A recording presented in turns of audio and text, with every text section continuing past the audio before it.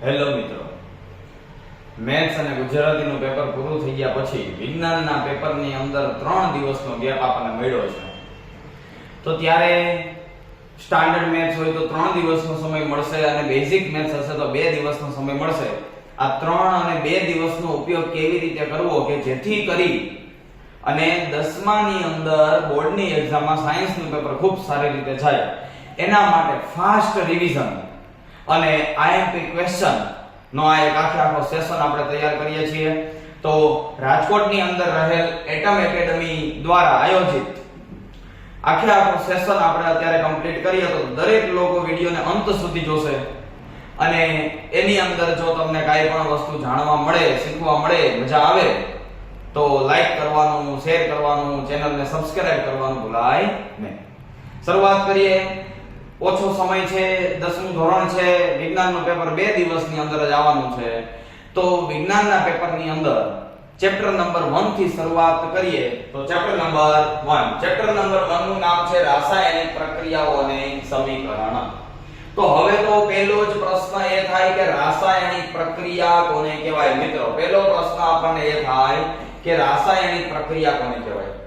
તો તરત જ ધ્યાનમાં આવે કે રાસાયણિક પ્રક્રિયા એટલે શું? તો કે એવી પ્રક્રિયા કે જેમાં બનતા નવા પદાર્થના ગુણધર્મ મૂળ પદાર્થથી એકદમ ભિન્ન હોય. પહેલો પદાર્થ કંઈક અલગ હોય અને હવે નવો પદાર્થ બને તો એને રાસાયણિક પ્રક્રિયા થઈ કહેવાય. એની અંદર 3 કેરેક્ટર છે: પ્રક્રિયક, નિપજ અને ત્રીજું કેરેક્ટર છે ઉદીપક. તો પ્રક્રિયક એટલે પ્રક્રિયામાં ભાગ લેતા એટલે કે પ્રક્રિયા કરનાર પદાર્થ. નિપજ એટલે પ્રક્રિયાને અંતે પ્રાપ્ત થાય એટલે કે પ્રોડક્ટ. અને ઉદીપક એટલે શું? તો ખાસ સમજો કે ઉદીપક એટલે પ્રક્રિયામાં ભાગ લેશે નહીં, માત્ર શું કરશે? મદદ કરશે. યાદ કરો, પ્રકાશ સંશ્લેષણની ક્રિયામાં આપણે સૂર્યપ્રકાશ ઉદીપક હતો કે જે પ્રક્રિયા કરતું નથી, પ્રક્રિયામાં માત્ર મદદ કરે છે. તો રાસાયણિક સમીકરણ કોને કહેવાય? અહીંયા પ્રશ્ન આવ્યો પ્રક્રિયા કોને કહેવાય, હવે પ્રશ્ન આવ્યો સમીકરણ કોને કહેવાય. તો સમીકરણનો અર્થ શું થાય? તો કે જે રાસાયણિક પ્રક્રિયામાં ભાગ લેતા પદાર્થનું સંકેત સ્વરૂપે, જો ભાઈ હું એમ લખું કે મેગ્નેશિયમનું દહનથી મેગ્નેશિયમની રાખ મળે, આ એક ક્રિયા છે. પણ હું એમ લખું magnesium plus oxygen will gives magnesium oxide, આ એક રાસાયણિક પ્રક્રિયા છે. પણ જો હું એમ લખું 2Mg O2 will gives MgO, તો આને શું કહેવાશે? આ પ્રક્રિયાને આપણે મતલબ કે સમીકરણ તરીકે ઓળખી શકશું. તો રાસાયણિક પ્રક્રિયા દરમિયાન ગુણધર્મ 2 માર્ક માટેનો મોસ્ટ આઈએમપી ક્વેશ્ચન છે દોસ્ત કે કયા ગુણધર્મો? તો પહેલું નવા વાયુ ઉત્પન્ન થાય. ચેપ્ટરમાં આગળ વધશું એટલે હું કહીશ કે નવા વાયુ ઉત્પન્ન થાય એનું એક એક્ઝામ્પલ, એનો એક પ્રયોગ આપણને આપેલો છે. એ પ્રયોગ કયો? તો કે HCl દાણાદાર zinc will give ZnCl2 H2. Hydrogen વાયુ મુક્ત થયો, પ્રક્રિયા સંતુલિત નથી પણ સંતુલિત કરતા શીખડાવીશ ત્યારે બધું આગળ વધારશું. એક તો વાયુ ઉત્પન્ન થવા, બીજું રંગ પરિવર્તન. યાદ રાખ કે લોખંડ કાટે ત્યારે રંગ પરિવર્તન થાય કે નહીં? તો એનાથી આગળ જોઈએ તો કે અવક્ષેપ બનવા. હવે અવક્ષેપ એટલે શું? તો કે અવક્ષેપ એટલે શું થશે? તો કે અવક્ષેપ એટલે પાત્રમાં તળિયે જમા થતો ઘન પદાર્થ. અવક્ષેપ એટલે શું થશે? પ્રક્રિયાને અંતે પાત્રમાં તળિયે જમા થતો ઘન પદાર્થ કે જેને આપણે શું કહેશું? અવક્ષેપ. પછી તાપમાનમાં ફેરફાર થવો. આનું એક્ઝામ્પલ તમને ખબર છે, તટસ્થીકરણ. કયું એક્ઝામ્પલ છે? તટસ્થીકરણ. તટસ્થીકરણ એટલે શું? તો કે તટસ્થીકરણ એટલે પ્રક્રિયાને આપણે acid plus base will give ક્ષાર પ્લસ પાણી, આ પ્રક્રિયા થાય એમાં અંતે ઉષ્મા ઉત્પન્ન થાય. અને ભૌતિક અવસ્થામાં ફેરફાર એટલે સોલિડ નો S, લિક્વિડ નો L, ગેસ નો G અને એક્વા સોલ્યુશનનું એક્યુ. તો આવી રીતના ભૌતિક અવસ્થા પર એવું બની શકે પ્રક્રિયા ઘન હોય અને નિપજ પ્રવાહી મળે એવું બની શકે. એનાથી આગળ વાત કરીએ તો કે સમતોલિત સમીકરણ. સમતોલિત સમીકરણ એટલે શું? તો કે પ્રક્રિયકનું દળ પ્રક્રિયક બરાબર નિપજ હોવા જોઈએ તો જ એને સમતોલિત સમીકરણ કહેવાય. પ્રક્રિયક બરાબર શું હોવું જોઈએ? નિપજ. તો જ સમતોલિત સમીકરણ કહેવાય. યાદ રાખજો, પ્રક્રિયક બરાબર નિપજ ન હોય તો એને અસંતુલિત નહીં કહેવાય. તો એને કઈ પ્રક્રિયા કહેવાશે? તો એને માળખાકીય પ્રક્રિયા અથવા તો કંકાલ પ્રક્રિયા કહેવાશે. જો સંતુલિત નહીં હોય તો. સંતુલિત હોય તો એને આપણે સમતોલિત પ્રક્રિયા કહેશું. કે જે પ્રક્રિયા દળ સંચયના નિયમનું પાલન કરે છે. દળ સંચયનો નિયમ એટલે શું? તો કે પ્રક્રિયકનું દળ અને નિપજનું દળ હંમેશા સરખું હોવું જોઈએ. અને જો માનો કે સરખું ન હોય તો આપણે એને સરખું કરવું પડે. બરાબર?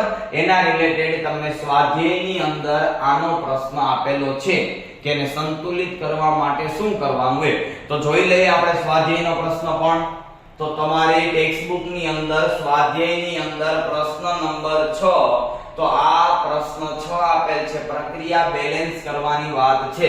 તો અત્યારે આ પ્રક્રિયા સંતુલિત નથી એટલે આ પ્રક્રિયાને કાં તો માળખાકીય પ્રક્રિયા કહેવાશે અને કાં તો આ પ્રક્રિયાને આપણે કંકાલ પ્રક્રિયા કહેશું. કાં તો માળખાકીય અને કાં તો કંકાલ. એમાંથી આપણે એને સંતુલિત કરવી હોય તો શું કરવાનું? તો સંતુલિત કરવા માટે ખાસ યાદ રાખે પદ્ધતિનો ઉપયોગ થાય અને આ પદ્ધતિને હીટ એન્ડ ટ્રાયલ પદ્ધતિ કહેવાય. શું કહેવાશે ભાઈ? હીટ એન્ડ ટ્રાયલ પદ્ધતિ. કે જે આપણે એને બેલેન્સ કરવાની ક્રિયા પણ કહી શકીએ. હવે જો આ પ્રક્રિયા બેલેન્સ કરતા શીખડાવું છું. તો કે પહેલા તો જોવો જે નાઇટ્રોજન અહીંયા કેટલા છે? તો કે 1. અહીંયા નાઇટ્રોજન કેટલા છે? તો કે 2.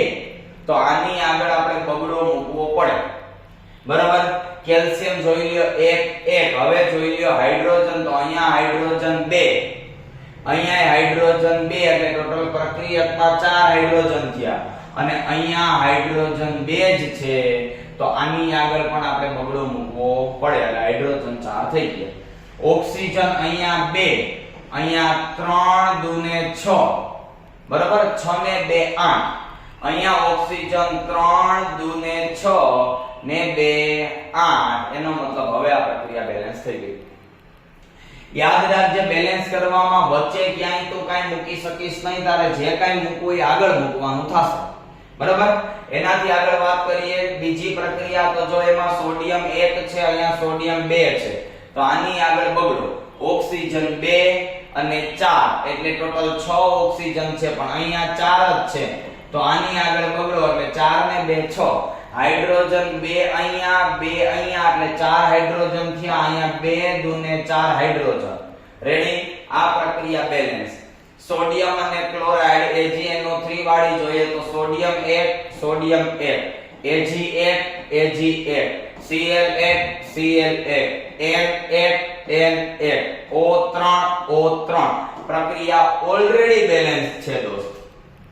એનાથી આગળ વાત કરીએ ચોથી પ્રક્રિયા. તો અહીંયા ક્લોરીન 2 છે, અહીંયા ક્લોરીન 1 જ છે એટલે એની આગળ મૂકો બગડો. રેડી? હાઇડ્રોજન અહીંયા 2, અહીંયા હાઇડ્રોજન 2. પ્રક્રિયા ઓલરેડી બેલેન્સ. ચાલો તો પ્રક્રિયાના સમતોલીકરણ પછી હવે એનાથી આગળ તો કે રાસાયણિક પ્રક્રિયા દરમિયાન બે બીજા પ્રકારની પ્રક્રિયા પડે. કઈ તો કે તો તાપમાનમાં ફેરફાર વાળી. બેમાંથી એક પ્રશ્ન અવારનવાર પૂછાય છે કે ઉષ્માક્ષેપક એટલે શું અને ઉષ્મા શોષક એટલે શું. અહીંયા ઉષ્માક્ષેપક આવશે, અહીંયા જે છે એ ઉષ્મા શોષક આવશે. અહીંયા ભૂલ છે. તો ઉષ્માક્ષેપક અને ઉષ્મા શોષક પ્રક્રિયા. તો રાસાયણિક પ્રક્રિયા દરમિયાન ઉષ્મા ઉદ્ભવે, તારે ખાલી એટલું જ યાદ રાખવાનું, તાપમાન વધે તો શું કહેવાશે એને? ઉષ્માક્ષેપક. અને તાપમાન ઘટે તો એને શું કહેવાય? ઉષ્મા શોષક. રેડી? તો જો ગ્લુકોઝનું શરીરમાં પાચન એટલે આપણું પાચન તંત્ર, બરાબર, અને કુદરતી વાયુનું સળગવું, મિથેન એ કુદરતી વાયુ છે. 1 માર્કમાં યાદ રાખજે કુદરતી વાયુની સંજ્ઞા. તો કુદરતી વાયુમાં કોણ આવશે? મિથેન. કોઈ પણ વસ્તુનું દહન એટલે એની ઓક્સિજન સાથેની પ્રક્રિયા. કોઈ પણ વસ્તુનું દહન એટલે ઓક્સિજન સાથેની પ્રક્રિયા એટલે કાર્બન ડાયોક્સાઇડ અને પાણી ઉત્પન્ન કરે છે. હવે અહીંયા ગ્લુકોઝનું શરીરમાં પાચન. તો યાદ રાખ ગ્લુકોઝનું શરીરમાં પાચન આપણે સમજવું હોય તો એ પણ જોઈ લઈએ. ગ્લુકોઝનું શરીરમાં પાચન એટલે ગ્લુકોઝનું વિઘટન. આ પ્રશ્ન જે છે બોર્ડની અંદર અવારનવાર પૂછાય છે. કેવી રીતના પૂછાય છે? તો કે શ્વસન એ ઉષ્માક્ષેપકની પ્રક્રિયા છે, સમજાવો. શ્વસન એ શું છે? ઉષ્માક્ષેપક છે, તે આપણે સમજાવવાનું છે. રેડી? તો પહેલા તો શ્વસન કોને કહેવાય? તો કે ગ્લુકોઝ C6H12O6. આ તમે શ્વસન માટે ઓલરેડી ચેપ્ટર નંબર 6 માં ભણી ગયા છો કે ગ્લુકોઝમાંથી પાયરુવેટ બને અને પાયરુવેટનું O2 ની હાજરીમાં 3 ઘટકમાં રૂપાંતર થશે. કયા 3 ઘટક? તો કે ઊર્જા, કાર્બન ડાયોક્સાઇડ અને પાણી. આ પાણી પરસેવા સ્વરૂપે, કાર્બન ડાયોક્સાઇડ ઉચ્છવાસ સ્વરૂપે. અને આ જે ઊર્જા છે એ ઊર્જા આપણા શરીરની અંદર કાં તો ઉપયોગમાં લેવાશે અને બાકી રહેલી ઊર્જા સંગ્રહ થશે અને એ સંગ્રહ થયેલી છે એ ઉષ્મા ઉત્પન્ન કરશે. એટલે જો જાડા માણસો હોય અને ગરમી વધારે થાય એનું કારણ આ છે. તો શ્વસન એ ઉષ્માક્ષેપકની ક્રિયા છે, એ આપણે આ એક્ઝામ્પલથી સમજી શકીએ છીએ. આગળ વધીએ અને જોઈએ આપણે હતા ત્યાં આવીએ તો કે રાસાયણિક પ્રક્રિયાની અંદર કુદરતી વાયુ જે છે, આ કુદરતી વાયુ મિથેન એ કુદરતી વાયુ છે એનું દહન થઈ ગયું. કામ પૂરું. અહીંયા હતા તો અહીંયા પણ આપણને ખ્યાલ આવી ગયો. તો પ્રક્રિયાની અંદર ઉષ્માક્ષેપક અને ઉષ્મા શોષક એવા બે પ્રકાર. એના પછી આ જે પ્રક્રિયા છે વિઘટનની ક્રિયા છે. તો યાદ રાખ કે વિઘટન હંમેશા ઉષ્મા શોષક હશે. કેમ કે પાછું વિઘટન વખતે જોશું તો એને ગરમી આપીશ એટલે એનું વિઘટન થશે. તો વિઘટન પ્રક્રિયા હંમેશા ઉષ્મા શોષક અને ઉષ્માક્ષેપક હંમેશા સંયોગીકરણ. ચાલો રેડી? આટલું. એનાથી આગળ વધીએ તો કે તાપમાનના આધારે બે પ્રકાર પડ્યા. બેના એક્ઝામ્પલ ક્લિયર થઈ ગયા. CaCO3 CaO+ CO2. આ જ વસ્તુ તને સિમેન્ટની બનાવટ એમ પણ પૂછાઈ શકે. બરાબર? સિમેન્ટની બનાવટ કેલ્શિયમ કાર્બોનેટનું વિઘટન કરવાનું છે. એનાથી આગળ પ્રક્રિયાના બીજા પ્રકાર જોઈએ તો કે બીજા બે પ્રકાર છે સંયોગીકરણ અને વિઘટન. સિમ્પલ યાદ રાખ, સંયોગીકરણ એટલે જોડાવવું, વિઘટન એટલે છૂટું પડવું. બરાબર? જોડાવવું, મેરેજ થવા, મેરેજ એટલે સંયોગીકરણ, અને છૂટું પડવું એટલે છૂટાછેડા. સંયોગીકરણ એટલે બે વચ્ચેનું આકર્ષણ, બે જોડાય એટલે બે ભેગા મળી અને એક બને. એટલે કે ભાઈ અને બેન, ભાઈ બેન તો ન કહેવાય ને, સ્ત્રી અને પુરુષમાંથી કપલ બને તો એને આપણે શું કહેશું? સંયોગીકરણ. તો આ સ્ત્રી આ પુરુષ બન્યું એ કપલ. બરાબર? આ સ્ત્રી આ પુરુષ બન્યું એ કપલ. તો આવી રીતના આને શું કહેવાશે? સંયોગીકરણ. રેડી? અને વિઘટનની અંદર શું હશે? તો કે કપલમાંથી સ્ત્રી અને પુરુષ છૂટા પડશે. બરાબર? તો એને વિઘટન કહેવાશે. એટલે જો એક જ પદાર્થ એકમાંથી વધુ, બરાબર, તો એને શું કહેવાશે? વિઘટન. અને વધુમાંથી એક તો શું કહેવાશે? સંયોગીકરણ. એટલે યાદ રાખ શું? તો કે વિઘટન એટલે છૂટાછેડા. તો છૂટાછેડા થવાના 3 કારણો. આપણે છૂટાછેડાના કારણો હોય, બરાબર? છૂટાછેડાના કારણો ઘણા બધા હોઈ શકે. આપણે અત્યારે ચર્ચા નથી કરવી છૂટાછેડાના કારણો. પણ અહીંયા છૂટાછેડાના 3 કારણો છે. ઉષ્મા એટલે ગરમી, બરાબર, અને એક તો કે વિદ્યુત અને એક તો કે પ્રકાશ. 3 વસ્તુના કારણે છૂટાછેડા થશે. તો ગરમીના કારણે છૂટાછેડા થાય PbNO3 PbO O2 NO2. આમાંથી પૂછાતો પ્રશ્ન NO2 નો રંગ. તો NO2 કેવા રંગનો છે? તો કથાઈ રંગનો વાયુ છે. આખા સાયન્સમાં કથાઈ રંગનો વાયુ તારા એક જ આવશે, કયો તો કે NO2. યાદ રાખજો. આમાં ઉષ્મીય વિઘટનમાં 3 એક્ઝામ્પલ, ઉષ્મીય વિઘટનમાં આપણે 3 એક્ઝામ્પલ એડ કરી શકીએ. ક્યાં 3 એક્ઝામ્પલ?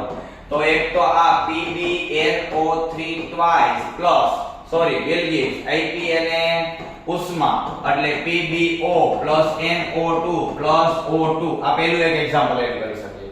બધાયમાં નીચે નામ લખવાનું: lead nitrate, lead oxide, nitrogen dioxide અને ઓક્સિજન. બધાય નીચે નામ લખવાના અને પછી એનું વર્ણન પણ કરવાનું. વર્ણનની અંદર શું કરવાનું? આવી રીતના દરેક પ્રક્રિયાનું વર્ણન યાદ રાખજે. 2 કે 3 માર્કમાં પૂછાય એટલે વર્ણન કરવાનું જ. કેમ વર્ણન કરવાનું? તો કે ઉપરયુક્ત પ્રક્રિયામાં PbNO3 twice એ શું છે? તો કે તે એક પ્રક્રિયક છે. તે એક શું છે? પ્રક્રિયક છે. તેને ઉષ્મા આપતા PbO NO2 અને O2 માં રૂપાંતર થાય છે, માટે તેને ઉષ્મીય વિઘટન કહે છે. યાદ રાખજે, તારે ખાલી દર વખતે આ શબ્દ જ બદલશે, બીજું કાંઈ નહીં બદલે. ક્યાં શબ્દ? તો એક આ બદલે, એની બદલે બઈના 3 તો એ 3 બદલે, બાકી બીજું કાંઈ બદલશે નહીં. બાકી વાક્ય સેમ ટુ સેમ આમ રહેશે. ડન. ચાલો એનાથી આગળ વધીએ. તો એનાથી આગળ તો કે પ્રક્રિયાની અંદર પ્રકારો આપણે ક્લિયર થયા, બરાબર. તો અહીંયા સંયોગીકરણ અને વિઘટન તમને સમજાયું. વિઘટન 3 વસ્તુના કારણે છૂટું પડ્યું. તો પહેલું. બીજું વિદ્યુત વિભાજન વિઘટન, મોસ્ટ આઈએમપી ક્વેશ્ચન છે. કેના માટે? તો કે આનો પ્રયોગ જે છે મોસ્ટ ઇમ્પોર્ટન્ટ છે. વિદ્યુત વિભાજનનો પ્રયોગ ખાસ ધ્યાન રાખ કરવાનો જ છે, હોય જ છે, બરાબર. તો પાણીનું વિદ્યુત વિભાજન થઈ H2 અને O2 છૂટા પડે. ફટાફટ એનો પ્રયોગ સમજાવી દઉં. તો પાણીના વિદ્યુત વિભાજનની અંદર તારે શું કરવાનું? તો કે અવાહક પાત્ર લેવાનું, એની અંદર એક એનોડ અને એક કેથોડ લેવાનું. આવી રીતના એનોડ અને કેથોડ ન લેવા હોય તો અવાહક પાત્રમાં તળિયે એનોડ અને કેથોડ ફિટ કરવાના. એની ઉપર જે છે એ બંનેની અંદર કસનળી ઊંધી રાખવાની. આને જે છે એ ધન ધ્રુવ સાથે આવી રીતના બેટરી સાથે કળ કનેક્ટ કરીને જોડી દેવાનું. આ છે કળ, અહીંયા પ્લસ અહીંયા માઈનસ, એટલે આ બઈનું એનોડ અને આ બઈનું કેથોડ. આની અંદર પાણી ભરી દેવાનું. પાણી ભર્યા પછી એમાં 2-3 ટીપા કેના નાખવાના? તો કે H2SO4 એટલે ગમે એસિડના.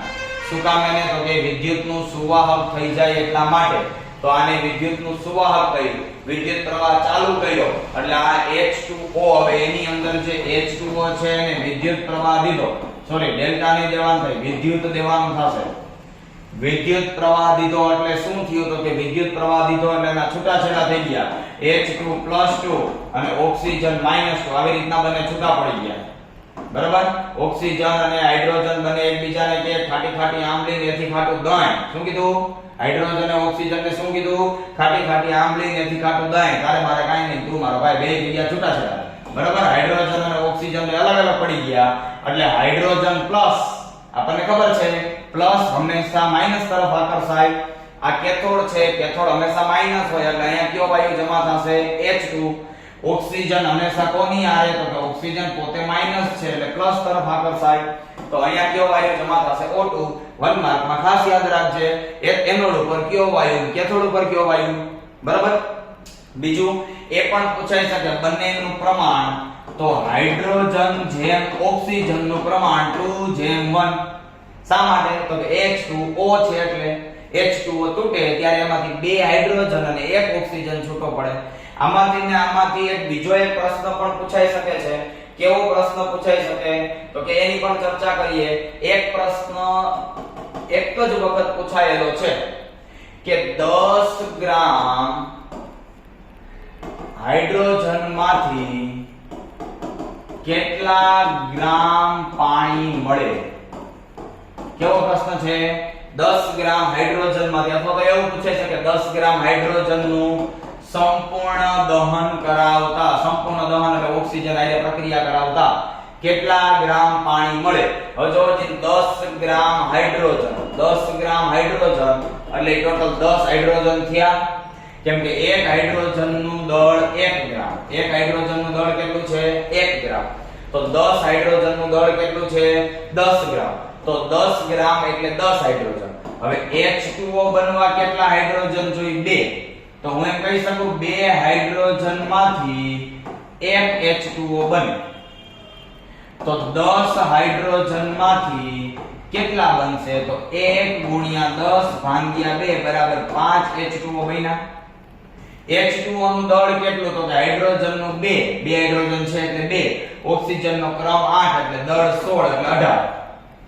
18 અને એવા 5 હાઇડ્રોજન છે એટલે 18 પંચાને 90 ગ્રામ, 90 ગ્રામ આપણને શું મળશે?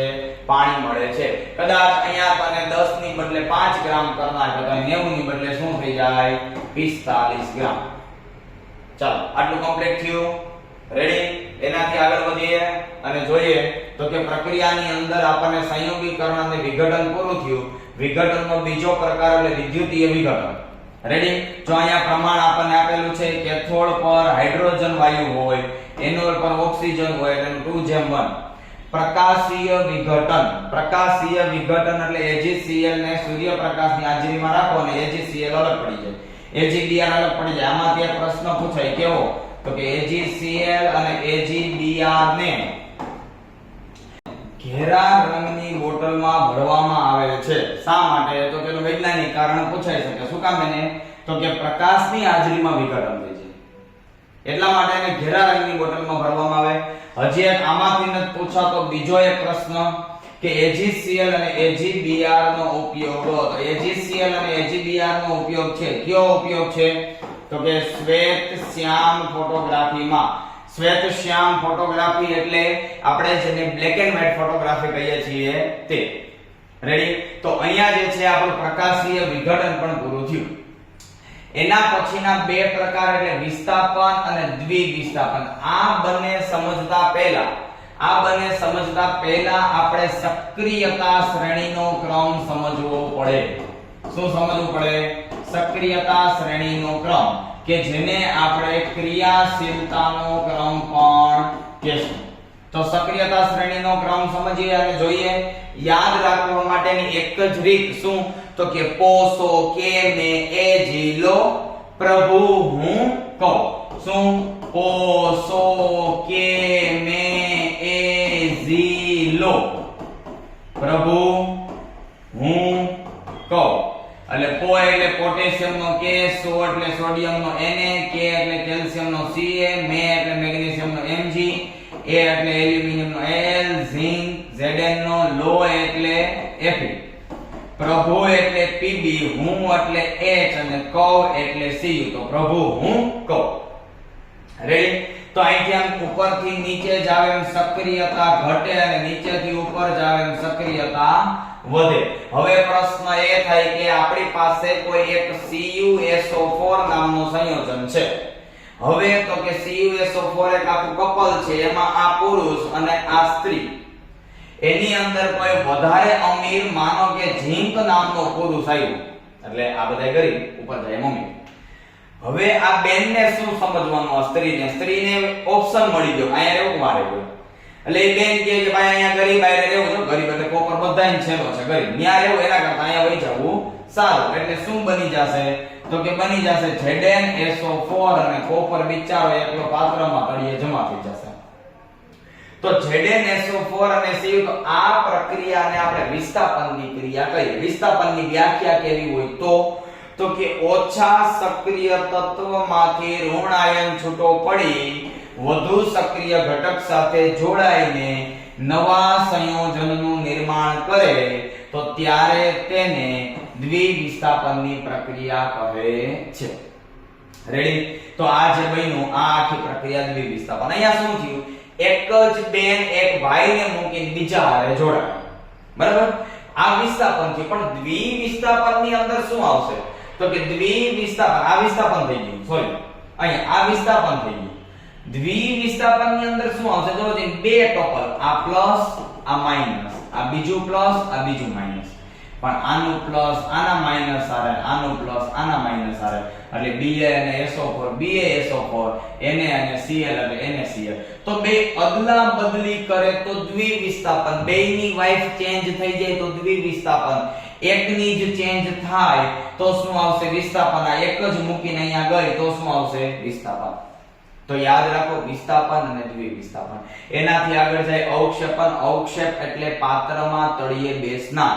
પાત્રમાં તળિયે કોણ બેસે? તો કે જે ઘન હોય એ. તો જો આ નિપજની અંદર તને સોલિડ નો S એટલે ઘન પદાર્થ મળ્યો એટલે આને અવક્ષેપ કહેવાય. અને જે પ્રક્રિયાને અંતે અદ્રાવ્ય ઘન પદાર્થ એટલે કે અવક્ષેપ ઉત્પન્ન થતા હોય તે પ્રક્રિયાને અવક્ષેપનની ક્રિયા કહે છે. તો આવી રીતના અવક્ષેપનની ક્રિયા પણ પૂરી થઈ. એનાથી આગળ આપણે જોઈએ ઓક્સિડેશન અને રિડક્શન. ખાસ યાદ રાખ, ઓક્સિડેશન રિડક્શન એટલે ઓક્સિજન ઉમેરાવો, હાઇડ્રોજન દૂર થવો એટલે ઓક્સિડેશન. ઓક્સિજન ઉમેરાય અને ઓક્સિજન, માનો કે હાઇડ્રોજન ઉમેરાવો અને ઓક્સિજન દૂર થવો તો રિડક્શન. આ બે વસ્તુ તને સ્વાધ્યાયની અંદર એક ક્વેશ્ચન આપ્યો છે, એની અંદર પૂછેલી ઓક્સિડેશન અને રિડક્શન કેનું થયું કહેવાય? અહીંયા Mg નું થયું કહેવાય. ઓક્સિજન નું નહીં, કોનું? Mg નું.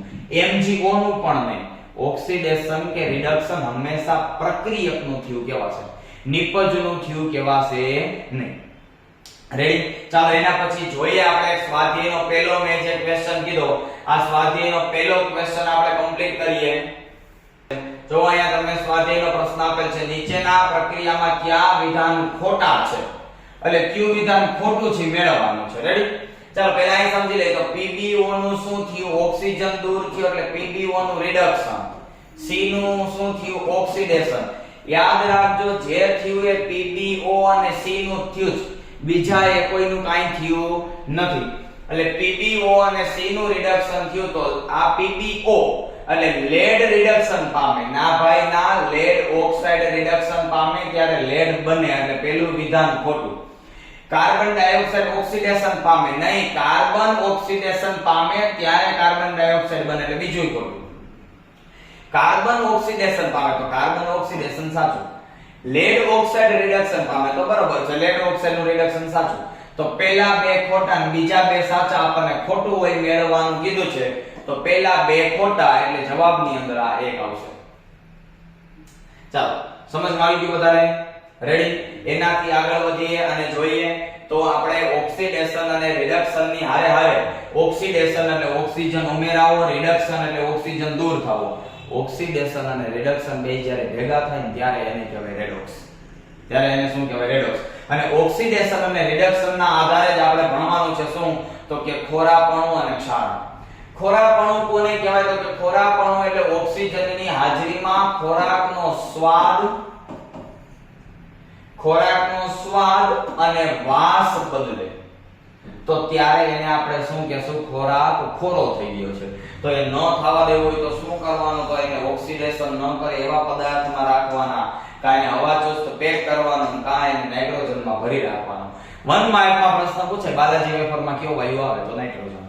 પણ બાલાજી વેફરનું નામ ન લીધું હોય પણ પ્રશ્ન એમ પૂછાય કે તમે ચિપ્સ કે કાતરીનું પેકેટ લ્યો તો માં કયો વાયુ આવે? તો નાઇટ્રોજન વાયુ આવશે. ક્ષારણ એટલે શું? તો કે કોઈ પણ ધાતુ ઉપર કાટ લાગવો, આને કહેવાય ક્ષારણ. કોઈ પણ ધાતુ ઉપર જો એ ત્રણ વસ્તુની હાજરીમાં લાગે, હવાનો ભેજ, એક ઓક્સિજન અને એક બીજું એક એસિડની હાજરીમાં, ત્રણની હાજરીમાં ક્ષારણ થાય. કોની? ત્રણેયની હાજરીમાં ક્ષારણ થાય એટલે ક્ષારણ અહીંયા આપણે મતલબ કે કમ્પ્લીટ કર્યું. હવે ઘણી બધી વખત છે ને ક્ષારણના કલર પૂછાતા હોય કે કયું ક્ષારણ થાય તો કેવા કલરનો પદાર્થ મળે, ક્યારે ક્ષારણ થાય તો કેવા કલરનો પદાર્થ મળે. જોઈ લઈએ અહીંયા. માનો કે જો લોખંડની અંદર ક્ષારણ થાય તો Fe2O3 બને અને કથ્થાઈ રંગનો હોય. કોપરમાં ક્ષારણ થાય તો કોપરમાં જો CuCO3 તો આ લીલો રંગ અને CuO તો આ કાળો રંગ. CuO ક્યારે બને? તો કે કોપરના દહન. આ ક્યારે બનશે? તો કે કોપરના ક્ષારણથી. આ કોપરના ક્ષારણથી બનશે, આ કોપરના દહનથી બનશે. અને Ag નું ક્ષારણ થાય ત્યારે બનશે Ag2S, એટલે કે આ પણ કાળા રંગનો પદાર્થ છે.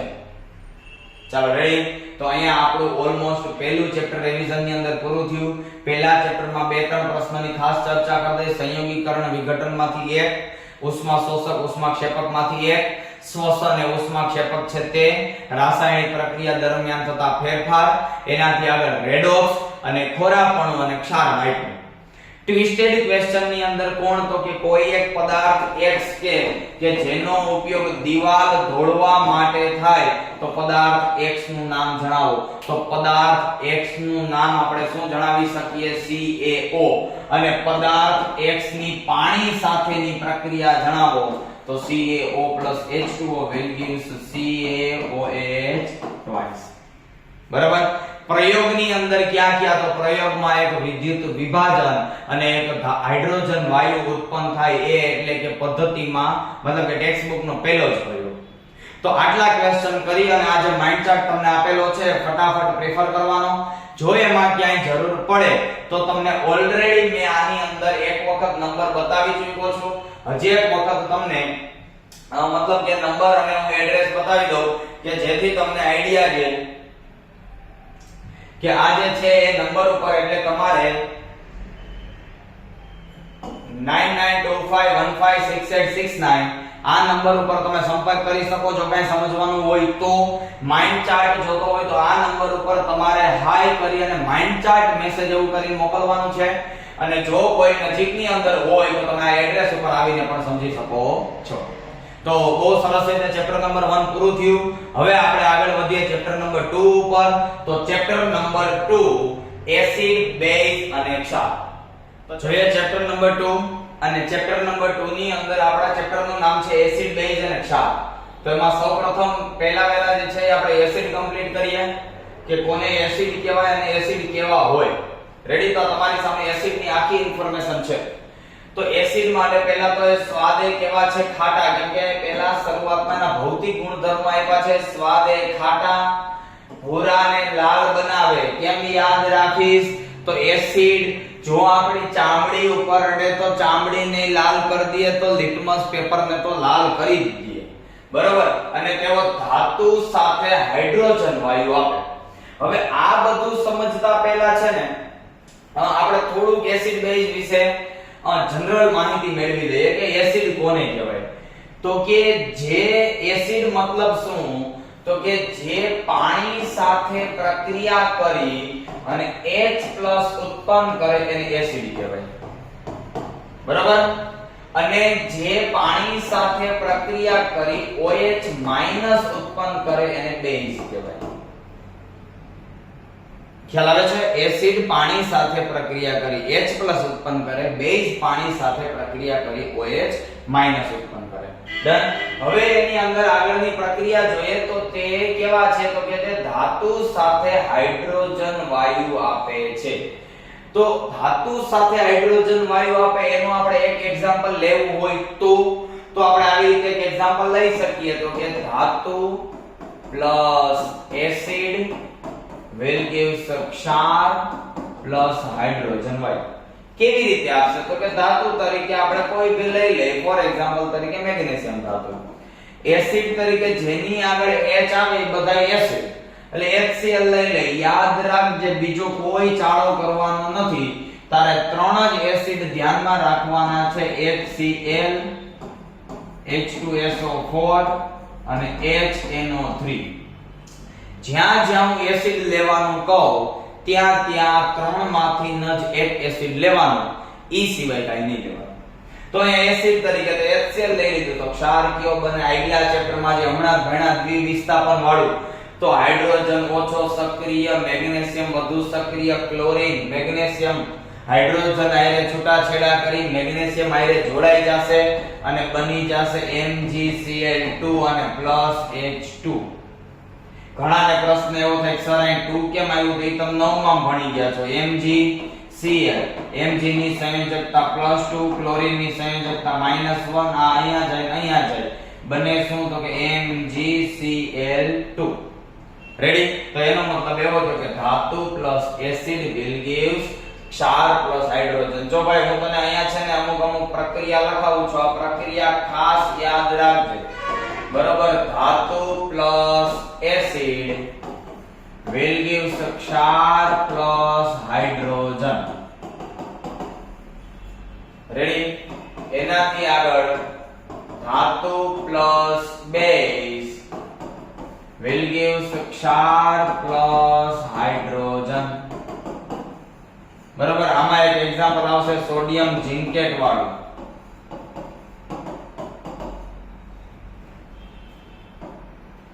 રેડી? ધાતુ પ્લસ બેઝ will gives ક્ષાર પ્લસ હાઇડ્રોજન. એનાથી આગળ જોઈએ તો કે ધાતુના ઓક્સાઇડ. હવે છે ને જે ધાતુના ઓક્સાઇડ, આ ધાતુના ઓક્સાઇડ હંમેશા બેઝ હોય. ધાતુના ઓક્સાઇડ હંમેશા કેવા હોય? બેઝ. રેડી?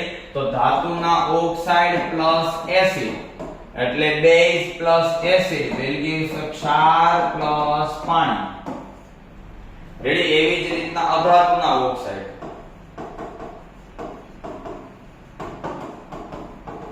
તો અધાતુના ઓક્સાઇડ હંમેશા કેવા હોય? એસિડ. યાદ કેમ રાખીશ? તો એસિડ નો અ, અધાતુનો અ, એટલે અધાતુના ઓક્સાઇડ એસિડ. એની જો તું બેઝ હારે પ્રક્રિયા કરાય તો શું બનશે? ક્ષાર અને પાણી. કેમ કે આ તટસ્થીકરણ થઈ ગયું ને, acid plus base will give ક્ષાર પ્લસ પાણી. પ્લસ હવે એના પછી તો કે આ એમને acid plus base will give ક્ષાર પ્લસ પાણી. આ પાંચ પ્રક્રિયા ફટાફટ સ્ક્રીનશોટ પાડી લે. પછી છઠ્ઠી અને સાતમી, સાત પ્રક્રિયા આવડે એટલે તને બધી પ્રક્રિયા આવડે. બરાબર? ચાલો તો છઠ્ઠી અને સાતમી પ્રક્રિયા જોઈએ.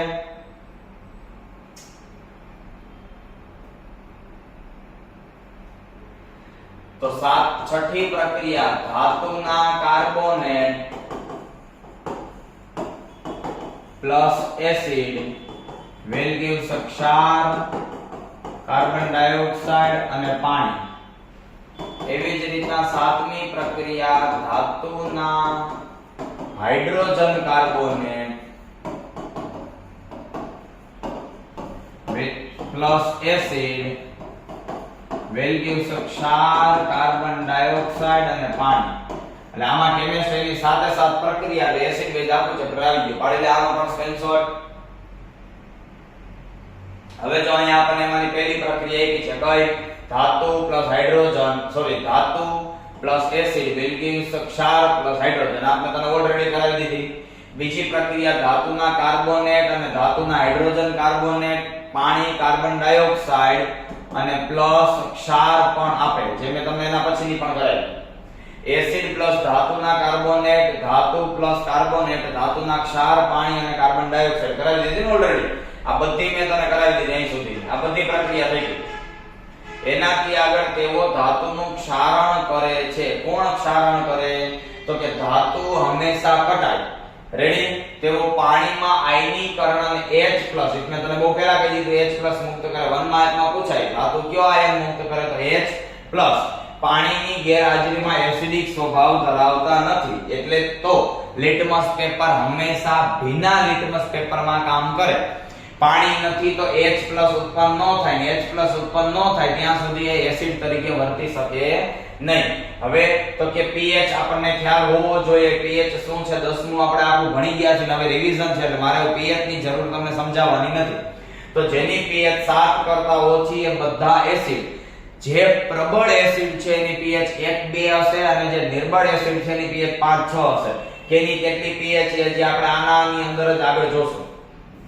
પછી એસિડ પછી આવે બેઝ. આખું બેઝ જોઈ લઈએ. ચાલો સ્વાદે તુરા અથવા કડવા. જો આ ખાસ યાદ રાખજો. તુરા અથવા કડવા. અમુક બુક તુરા કહે છે, અમુક બુક કડવા કહે છે.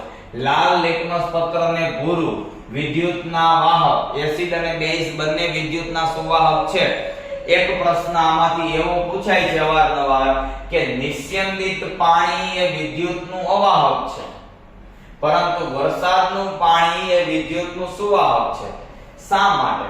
તો કે નિસ્યંદિત પાણી જે છે ને, નિસ્યંદિત પાણી આની અંદર H+ કે OH- નથી, બરાબર? પરંતુ વરસાદનું પાણી જે છે, વરસાદનું પાણી, આ વરસાદના પાણીમાં H+ અને OH- છે. શું કામ? એમ તો કે એ પાણી કાં તો એસિડિક હોય અને કાં તો બેઝિક હોય. વરસાદનું પાણી મેજોરિટી એસિડિક હોય. એસિડિક હોય એટલે એની અંદર H+ છે, આ હાજર છે, એટલે એ કેવા છે? સુવાહક. વૈજ્ઞાનિક કારણની અંદર યાદ રાખજો, બરાબર? ચાલો એનાથી આગળ વધીએ તો કે બેઝ જે છે એ બેઝ બાકી કેવા હોય છે? તો કે તે તટસ્થીકરણની પ્રક્રિયા આપે. એસિડ પ્લસ બેઝ એટલે ક્ષાર પ્લસ પાણી. આ ખબર છે, આ બધા પોઈન્ટ આપણને. બેઝ પાણીમાં ઓગળતા આલ્કલી છે. 1 માર્ક માટે મોસ્ટ ઇમ્પોર્ટન્ટ, અમુક એવા બેઝ કે જે પાણીમાં ઓગળે છે તે બેઝ કયા નામે ઓળખાય છે? બેઝ બધાય આલ્કલી બેઝના નામે ઓળખાય છે. બેઝને પાણીમાં ઓગાળતા OH- ધાતુ સાથે પ્રક્રિયા કરીને H2, તો આપણે આગળ વાત થઈ બેઝ પ્લસ ધાતુ વિલગીય ક્ષાર પ્લસ હાઇડ્રોજન. તમે સ્ક્રીનશોટ લેવડાવ્યો ને? એનાથી આગળ અધાતુના ઓક્સાઇડ સાથે તેઓ ક્ષાર અને પાણી આપે. એટલે અધાતુના ઓક્સાઇડ એટલે શું થઈ ગયા? અધાતુ, અધાતુનો O અને એસિડનો O એટલે અધાતુના ઓક્સાઇડ એસિડ. તો એસિડ આયરે પ્રક્રિયા કરે કોણ? તો કે બેઝ. શું આપે? તો કે ક્ષાર અને પાણી. એટલે અધાતુના ઓક્સાઇડ એટલે ઇનડાયરેક્ટલી શું થયું? એસિડ. તો બેઝ પ્લસ એસિડ એટલે ક્ષાર પાણી તટસ્થીકરણ. પાણીની ગેરહાજરીમાં બેઝિક સ્વભાવ ધરાવતા નથી, તો પાણીની ગેરહાજરીમાં એસિડ ય નો ધરાવે, બેઝ ય નો ધરાવે. pH નું મૂલ્ય 7 કરતા વધારે. હાલો રેડી? આગળ તો એસિડ અને બેઝ ની વાત થઈ. હવે વાત કરીએ ક્ષાર. એકદમ ઈઝી ક્ષાર. તો ક્ષાર ક્યારે કહેવાશે? તો કે ક્ષાર સમજવા માટે પહેલા તો એસિડ અને બેઝ ભેગા થાય, ક્ષાર અને પાણી બને. તો ક્ષારની બનાવટમાં કેટલી પ્રક્રિયા ચાલે? તો જો આપણે ક્ષારની બનાવટમાં અહીંયા મેં તમને હમણાં સ્ક્રીનશોટ લેવડાવ્યો હોય કેટલી પ્રક્રિયા. પહેલા તો જો આ 4-5 પ્રક્રિયા છે. આ પાંચે પાંચ પ્રક્રિયામાં જો અહીંયા એક ક્ષાર બન્યો, અહીંયા ક્ષાર બન્યો, અહીંયા ક્ષાર બન્યો, અહીંયા ક્ષાર બન્યો, અહીંયા ક્ષાર બન્યો. એટલે આ પાંચે પ્રક્રિયા ચાલે ક્ષાર. રેડી? પછી એનાથી આગળ વધીએ તો આમાંય અહીંયા ક્ષાર બન્યો, આમાંય અહીંયા ક્ષાર બન્યો. એટલે 6 7 7 પ્રક્રિયા ક્ષારની બનાવટમાં આવે. અને 7 માં તું જોઈ લે એની અંદર એસિડ અને બેઝ ને ભેગા કર્યા છે. હવે એસિડ અને બેઝ બે પ્રકારના છે, પ્રબળ એસિડ, નિર્બળ એસિડ. પ્રબળ બેઝ અને નિર્બળ બેઝ, બરાબર? તો પ્રબળ એસિડ અને નિર્બળ એસિડ, પ્રબળ બેઝ અને નિર્બળ બેઝ બંને પ્રકારના એસિડ બેઝ છે. તો જો આ પ્રબળ એસિડ આપ્યા છે, આ નિર્બળ એસિડ આપ્યા છે, આ પ્રબળ બેઝ આપ્યા છે, આ નિર્બળ બેઝ આપ્યા છે. રેડી? તો જેની અંદર H+ ઓછું એ નિર્બળ એસિડ, સોરી H+ ઓછું તો નિર્બળ એસિડ, H+ વધુ તો પ્રબળ એસિડ, OH- ઓછું તો નિર્બળ બેઝ, OH- વધુ તો પ્રબળ બેઝ. એક્ઝામ્પલ ખાસ યાદ રાખવાના છે. હવે જોજી તો પ્રબળ ભેગા કરીશ તો પ્રબળની અસર નાબૂદ થઈ જશે અને જે ક્ષાર મળશે આપણને તટસ્થ મળશે. એવી જ રીતના તો નિર્બળ ભેગા કરીશ તો નિર્બળની અસર એ નાબૂદ થઈ જશે અને જે ક્ષાર મળશે તટસ્થ મળશે. પણ પ્રબળ એસિડ અને નિર્બળ બેઝ, તો આ પ્રબળ એસિડ આ બેઝ નું કાઈ આવા દેશે નહીં, એટલે આપણને ક્ષાર મળશે એસિડિક ક્ષાર. તો ધ્યાન રાખ કે એક પ્રબળ અને એક નિર્બળને ભેગા કર્યા હોય ત્યારે ક્ષાર કેવો મળે? તો કે જે પ્રબળ હોય ને એના જેવો મળે. જો પ્રબળ એસિડ હોય તો એના જેવો મળે, પ્રબળ બેઝ હોય તો એના જેવો મળે. તો આવી રીતના આપણને અહીંયા ક્ષાર સમજાવેલ છે, બરાબર? ક્ષારની અંદર અલગ અલગ ટોપિક. પહેલા તો ક્ષાર કેવા હોય? તો ક્ષાર જુદા જુદા સ્વાદ ધરાવે. એસિડ સ્વાદે ખાટા, બેઝ સ્વાદે તુરા અને કડવા, ક્ષારના સ્વાદ અલગ અલગ. એટલે આમ જે છે એ મેજોરિટી ખારા હોય. લિટમસ પત્ર પર અસર દર્શાવતા નથી, કેમ કે એસિડ એ નથી, બેઝ એ નથી. લિટમસ પત્ર ઉપર અસર દર્શાવશે નહીં. તેમના જલીય દ્રાવણ વિદ્યુતના વાહક છે, એ તો સિમ્પલ જ છે ને, બરાબર? વિદ્યુતના સુવાહક જ હોય. શા માટે? તો કે મીઠાનું પાણી વિદ્યુત પસાર કરી શકે. એનું pH નું મૂલ્ય 7 થી વધુ કે ઓછું હોઈ શકે છે. 7 થી વધુ, 7 થી ઓછું. 7 ક્યારે હોય? જ્યારે એ તટસ્થ ક્ષાર હોય ત્યારે. 7 થી ઓછું ક્યારે હોય? જ્યારે એ એસિડિક ક્ષાર હોય ત્યારે. 7 થી વધારે ક્યારે હોય? જ્યારે એક બેઝિક ક્ષાર હોય ત્યારે. રેડી?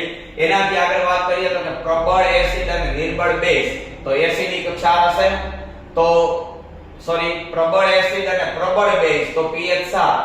પણ પ્રબળ એસિડ નિર્બળ બેઝ તો આનું કાઈ નહીં આવે એટલે ક્ષાર એસિડિક મળશે એટલે pH 7 કરતા ઓછી. નિર્બળ એસિડ અને પ્રબળ બેઝ તો આનું કાઈ નહીં આવે એટલે બેઝિક ક્ષાર એટલે એની pH 7 કરતા વધારે. ચાલો તો એસિડિક હોય તો 7 કરતા ઓછી, બેઝિક હોય તો 7 કરતા વધુ, તટસ્થ હોય તો 7. આ તો આપણને ઓલરેડી ખબર છે. એનાથી આગળ વાત કરીએ સોડિયમ ક્લોરાઇડ એટલે મીઠું. મીઠું સામાન્ય રીતે દરિયામાં બાષ્પીભવનથી મળે. યાદ રાખજો મીઠાની બનાવટ. તો સોડિયમ ક્લોરાઇડ મીઠાની બનાવટ તને બે જગ્યાએ પૂછાય.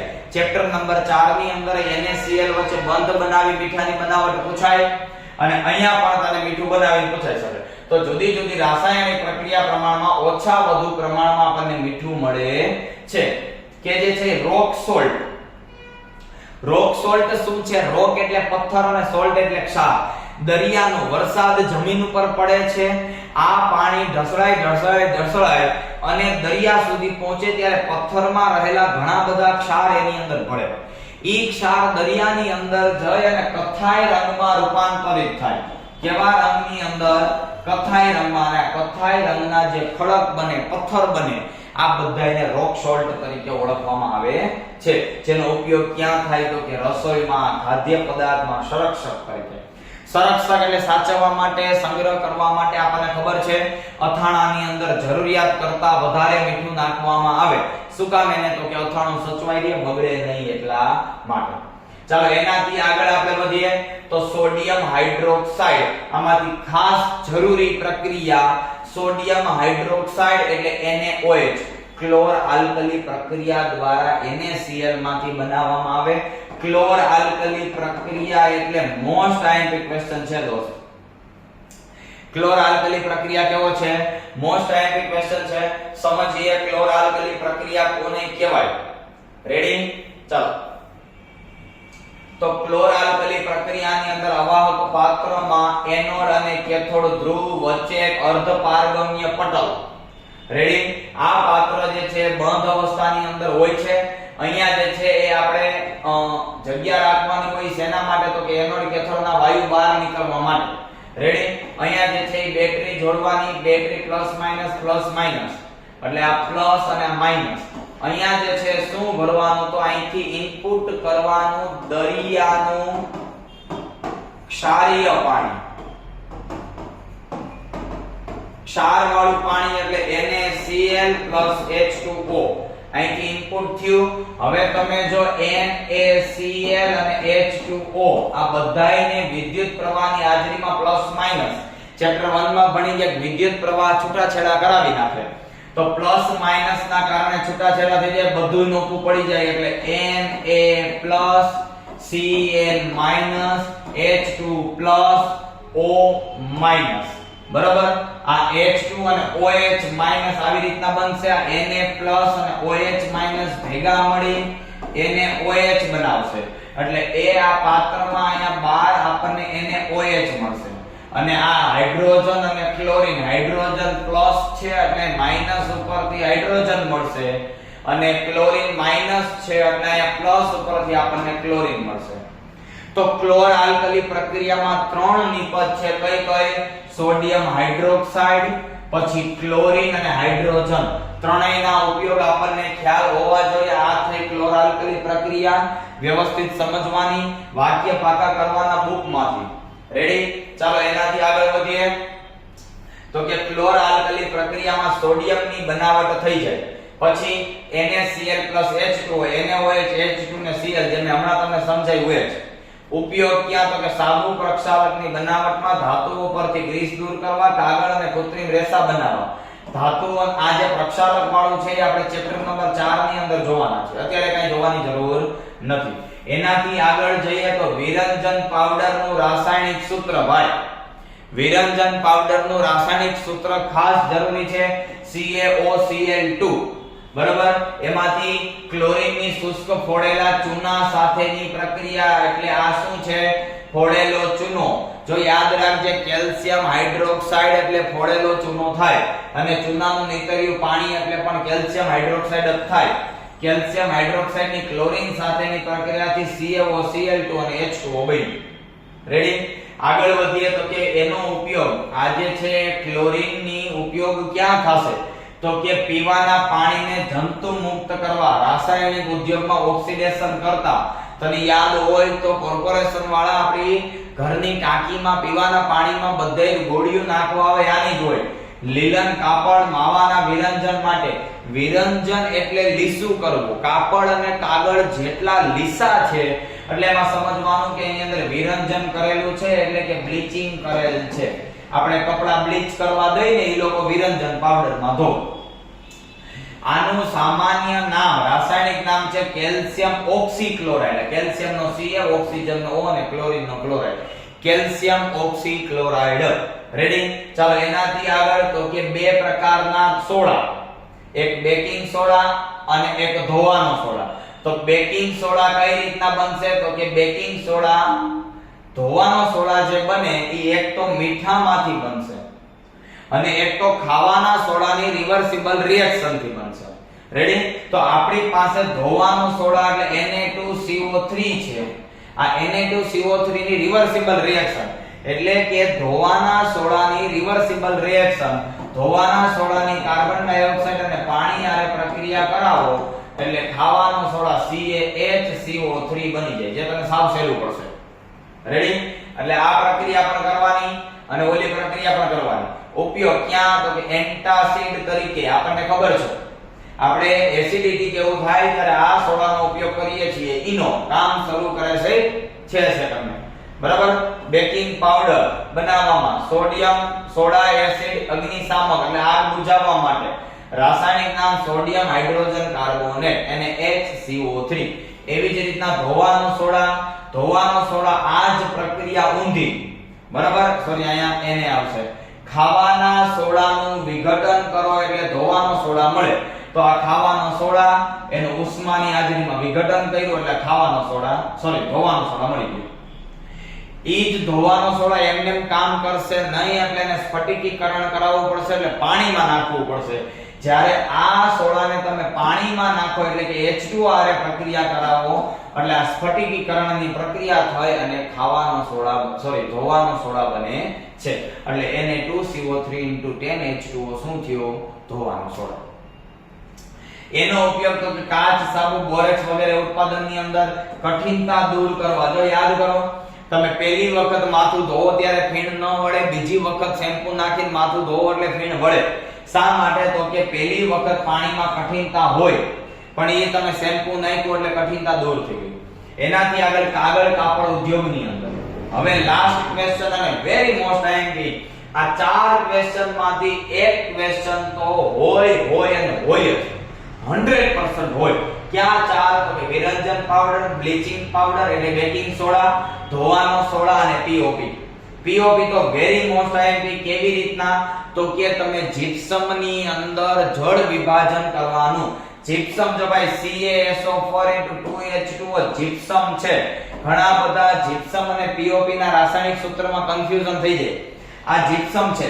પીઓપી એટલે હેમીહાઇડ્રેટ 1H2O. હેમી એટલે અડધો થાય તો કેલ્શિયમ સલ્ફેટ હેમીહાઇડ્રેટ એટલે પીઓપી થાય. રેડી?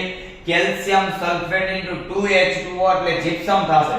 જીપ્સમ ને તમે ઉષ્મા આપો 373 લખો તોય ચાલે, 100 સેલ્સિયસ લખો તોય ચાલે. જેથી કરીને શું થશે? એમાં રહેલા પાણીનું બાષ્પીભવન થાય. પાણીનું બાષ્પીભવન થાય એટલે અડધું પાણી વધે. કેલ્શિયમ સલ્ફેટ હેમીહાઇડ્રેટ એટલે આ બન્યું પીઓપી. ક્યાં ઉપયોગમાં થાય તો કે ફ્રેક્ચરના હાડકાના સાંધાનો પાટો બનાવવા, બરોબર, યોગ્ય સ્થિતિમાં ગોઠવવા, મૂર્તિઓ બનાવવા, પુતળા, ગણપતિ બાપા મોરિયા બનાવીએ છીએ ને ગણપતિની મૂર્તિ, તો આ પીઓપી નો ઉપયોગ થાય. ઘર ઓફિસમાં બધે છતની અંદર દાંતના ચોકઠા બનાવવા, પ્રયોગશાળાની અંદર જે કાંઈ પાત્રો છે એને હવાચુસ્ત બનાવવા, તો ઘણી બધી જગ્યાએ પીઓપી નો ઉપયોગ થાય. સજાવટ આપણે જેટલા મૂર્તિને બધું જોઈએ છીએ આ બધું જે છે એ પીઓપી માંથી જ બનેલું છે. રેડી? ચાલો જો આની અંદર દેખાતો હોય અને સ્ક્રીનશોટ લેવાનો હોય તો લઈ લ્યો, ન દેખાય એમ હોય તો આપણી પાસે આપણી રૂલ્સ પ્રમાણે આપણને ખ્યાલ છે કે કાં તો ફોન કરવાનો અને કાં તો ક્લાસે આવી અને આ પીડીએફ મેળવી લેવાની. ચાલો તો સ્ક્રીનશોટ લેવાઈ ગયો હોય તો આગળ વધીએ. આપણે એસિડ બેઝ ના ગુણધર્મ બનાવટ બધું જોઈ, પણ આખામાં ક્યાંય આપણે એસિડ ની બેઝ ની ઓળખ એટલી બધી નથી જોઈ. તો ઓળખ માટે સૂચક જરૂરી છે. આટલા ટોપિક ને અલગથી સૂચકનો રાખેલો છે જે તમને ધ્યાનમાં રહે. સૂચકો એટલે શું? તો સૂચકો મૂળ આમ જોવા જાય તો બે પ્રકારના, એક રંગ પરિવર્તન કરતા હોય એવા અને એક વાસ પરિવર્તન, એટલે એક લિટમસ સૂચકો, એક ઘ્રાણેન્દ્રિય સૂચકો અને એક રાસાયણિક સૂચકો. લિટમસ સૂચકો કોને કહેવાય? તો કે જે લિટમસ પેપર બે પ્રકારના, દ્રાવણ હોય છે અને પેપર હોય છે. બે વસ્તુમાંથી બને. કઈ બે વસ્તુ? તો કે લાઇકેન નામની વસ્તુ અને થેલોફાઇટા નામની વનસ્પતિ. લાઇકેન અને થેલોફાઇટા માંથી લિટમસ બને. જો એ લિટમસ દ્રાવણ હોય તો એને લિટમસ દ્રાવણ કહેવાય, અને જો એ લિટમસ ને તમે કાગળમાં બોળીને પેપર બનાવી નાખો તો એને લિટમસ પેપર કહેવાય. ઓલરેડી કહી દીધું છે, એસિડ ભૂરા ને લાલ ને બેઝ લાલ ને ભૂરું. પણ યાદ ખાલી અહીંયા આ કલર ખાસ યાદ રાખજે કે લાઇકેન વનસ્પતિમાંથી મેળવાય અને એ જાંબુડિયા રંગનો છે. કુદરતી સૂચકમાં કોણ કોણ આવે? તો કે કુદરતી સૂચકની અંદર હળદર, લાલ કોબીજના પાન અને અમુક ફૂલ. ક્યાં ફૂલ? હાઇડ્રોન્જિયા, પેટુનિયા, જેરાનિયમ. બરાબર? અને વાસ બદલતા હોય એવા ઘ્રાણેન્દ્રિય સૂચકો. ઘ્રાણેન્દ્રિય સૂચકની પરખ કેમ થાય? આવો પ્રશ્ન 2 માર્કની અંદર પૂછાય. તો એ બેઝની હાજરીમાં બેઝની સાથે પરિવર્તન કરશે અને એસિડની હાજરીમાં કોઈ પણ પ્રકારની વાસ પરિવર્તન કરશે નહીં. રેડી? ચાલો આટલું સમજમાં આવી ગયું બધાને? એનાથી આગળ રાસાયણિક સૂચકો એટલે કેમિકલ, મિથાઇલ ઓરેન્જ, ફિનોલ્ફથેલિન. ફિનોલ્ફથેલિન એસિડમાં કાંઈ રંગ નહીં આપે, બેઝની અંદર ગુલાબી આપશે. મિથાઇલ ઓરેન્જ એસિડમાં લાલ અને બેઝમાં પીળા. પીળા પણ લખી શકો અને તમે એને આછા નારંગી પણ લખી શકો. રેડી? ચાલો એનાથી આગળ વધીએ. તો કે અહીંયા તમને આખો ચાર્ટ આપેલો છે. લિટમસ પત્ર ઉપર કોની કેવી અસર થાય એ.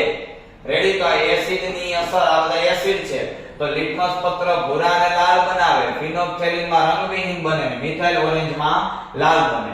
આ બધા બેઝ છે તો એ લિટમસ પેપરમાં લાલમાંથી ભૂરું બને, અહીંયા જે છે ગુલાબી બને અને મિથાઇલ ઓરેન્જ કેવું બને? પીળું. કયા ઘટકમાં કયો એસિડ એ તમને અહીંયા આપેલું છે?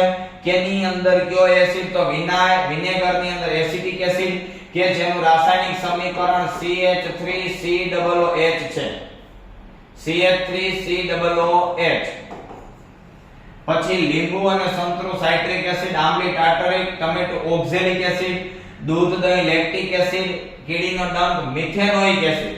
આ મિથેનોઇક એસિડ પણ તમે કહી શકો અને એને આપણે ફોર્મિક એસિડ કેવું હોય પણ તો પણ કહી શકીએ. ફોર્મિક એસિડ એટલે HCOOH, જે તમે ઓલરેડી આને ક્યાં જોશો? ચેપ્ટર નંબર 4 ની અંદર. તો અહીંયા આપણે ચેપ્ટર નંબર 3 પૂરું થયું, સોરી ચેપ્ટર નંબર 2 પૂરું થયું. 2 ની અંદર કોઈને કાંઈ આનો સ્ક્રીનશોટ લેવાનો હોય તો લઈ લ્યો. ચેપ્ટર નંબર 2 પૂરું થયા પછી સ્ક્રીનશોટ ન આવે હોય તો તમને કીધું એ પ્રમાણે તમારે WhatsApp માં કોન્ટેક્ટ કરવો. ચાલો રેડી? આગળ વધીએ, જોઈએ ચેપ્ટર નંબર 3. ચેપ્ટર નંબર 3 નું નામ છે ધાતુઓ અને અધાતુઓ. હવે ખાલી સિમ્પલ એટલું યાદ રાખો કે ધાતુ હંમેશા ધન અને અધાતુ હંમેશા ઋણ.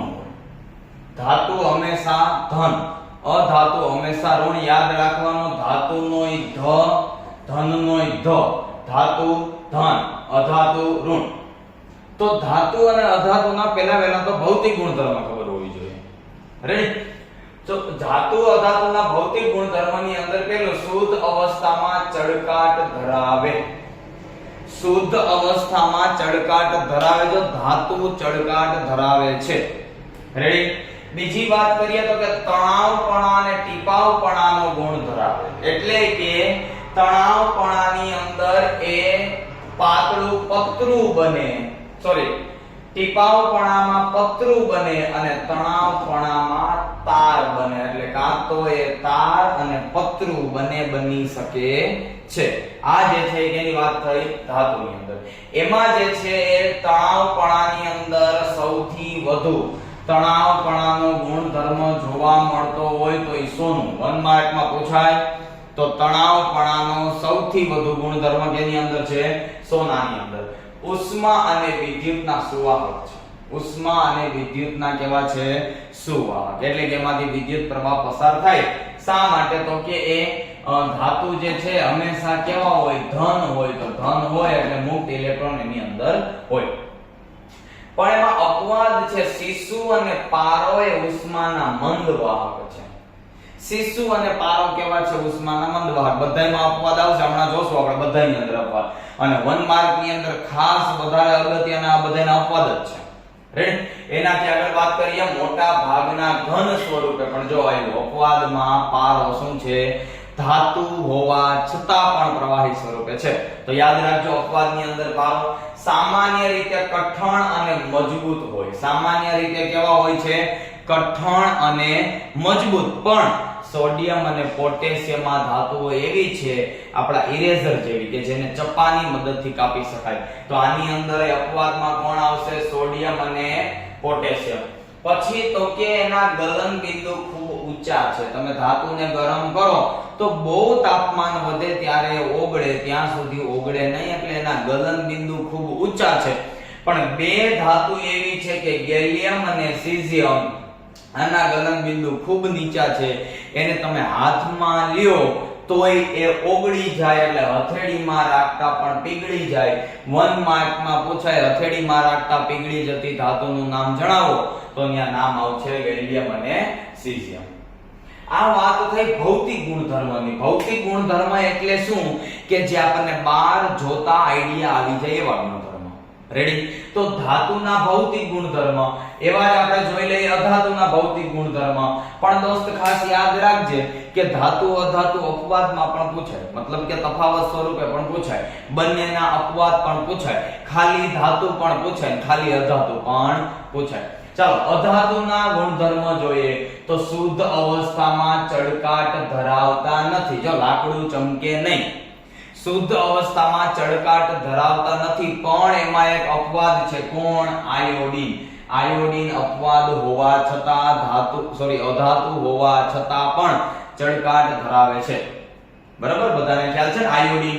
આયોડીન એટલે આય. 5મું ચેપ્ટર ભણશો ત્યારે આવશે 17મો સમૂહ. 17મો સમૂહ હોય એટલે આની બાહ્યતમ કક્ષામાં 7 ઇલેક્ટ્રોન હોય એટલે -1 કરે. એટલે માઈનસ થયો એટલે અધાતુ હોવા છતાંય ચળકાટ ધરાવે. એનાથી આગળ તેમાં તણાવપણું કે ટીપાવપણાનો ગુણ જોવા મળતો નથી. ધાતુમાં હમણાં એવું ભણ્યા હતા કે એને તાણીને તાર બનાવી શકાય, ટીપીને પતરું બનાવી શકાય. આમાં એવું ક્યારે બનશે નહીં. તમે પ્લાસ્ટિકને ટીપો પતરું ન બને, તૂટી જાય. લાકડાને ટીપો તો પતરું ન બને, તૂટી જાય. પથ્થરને ટીપો તો પતરું ન બને, તૂટી જાય. મતલબ એ તણાવપણું કે ટીપાવપણું એની અંદર જોવા મળતું નથી. તે બરડ અને નરમ હોય છે. બરડ અને નરમ. હવે પ્રશ્ન એવો છે બરડ અને નરમ કોને કહેવાય? નરમ એટલે વાળી શકાય પણ તમે ખૂબ વાળો તો ભાંગી પણ જાય.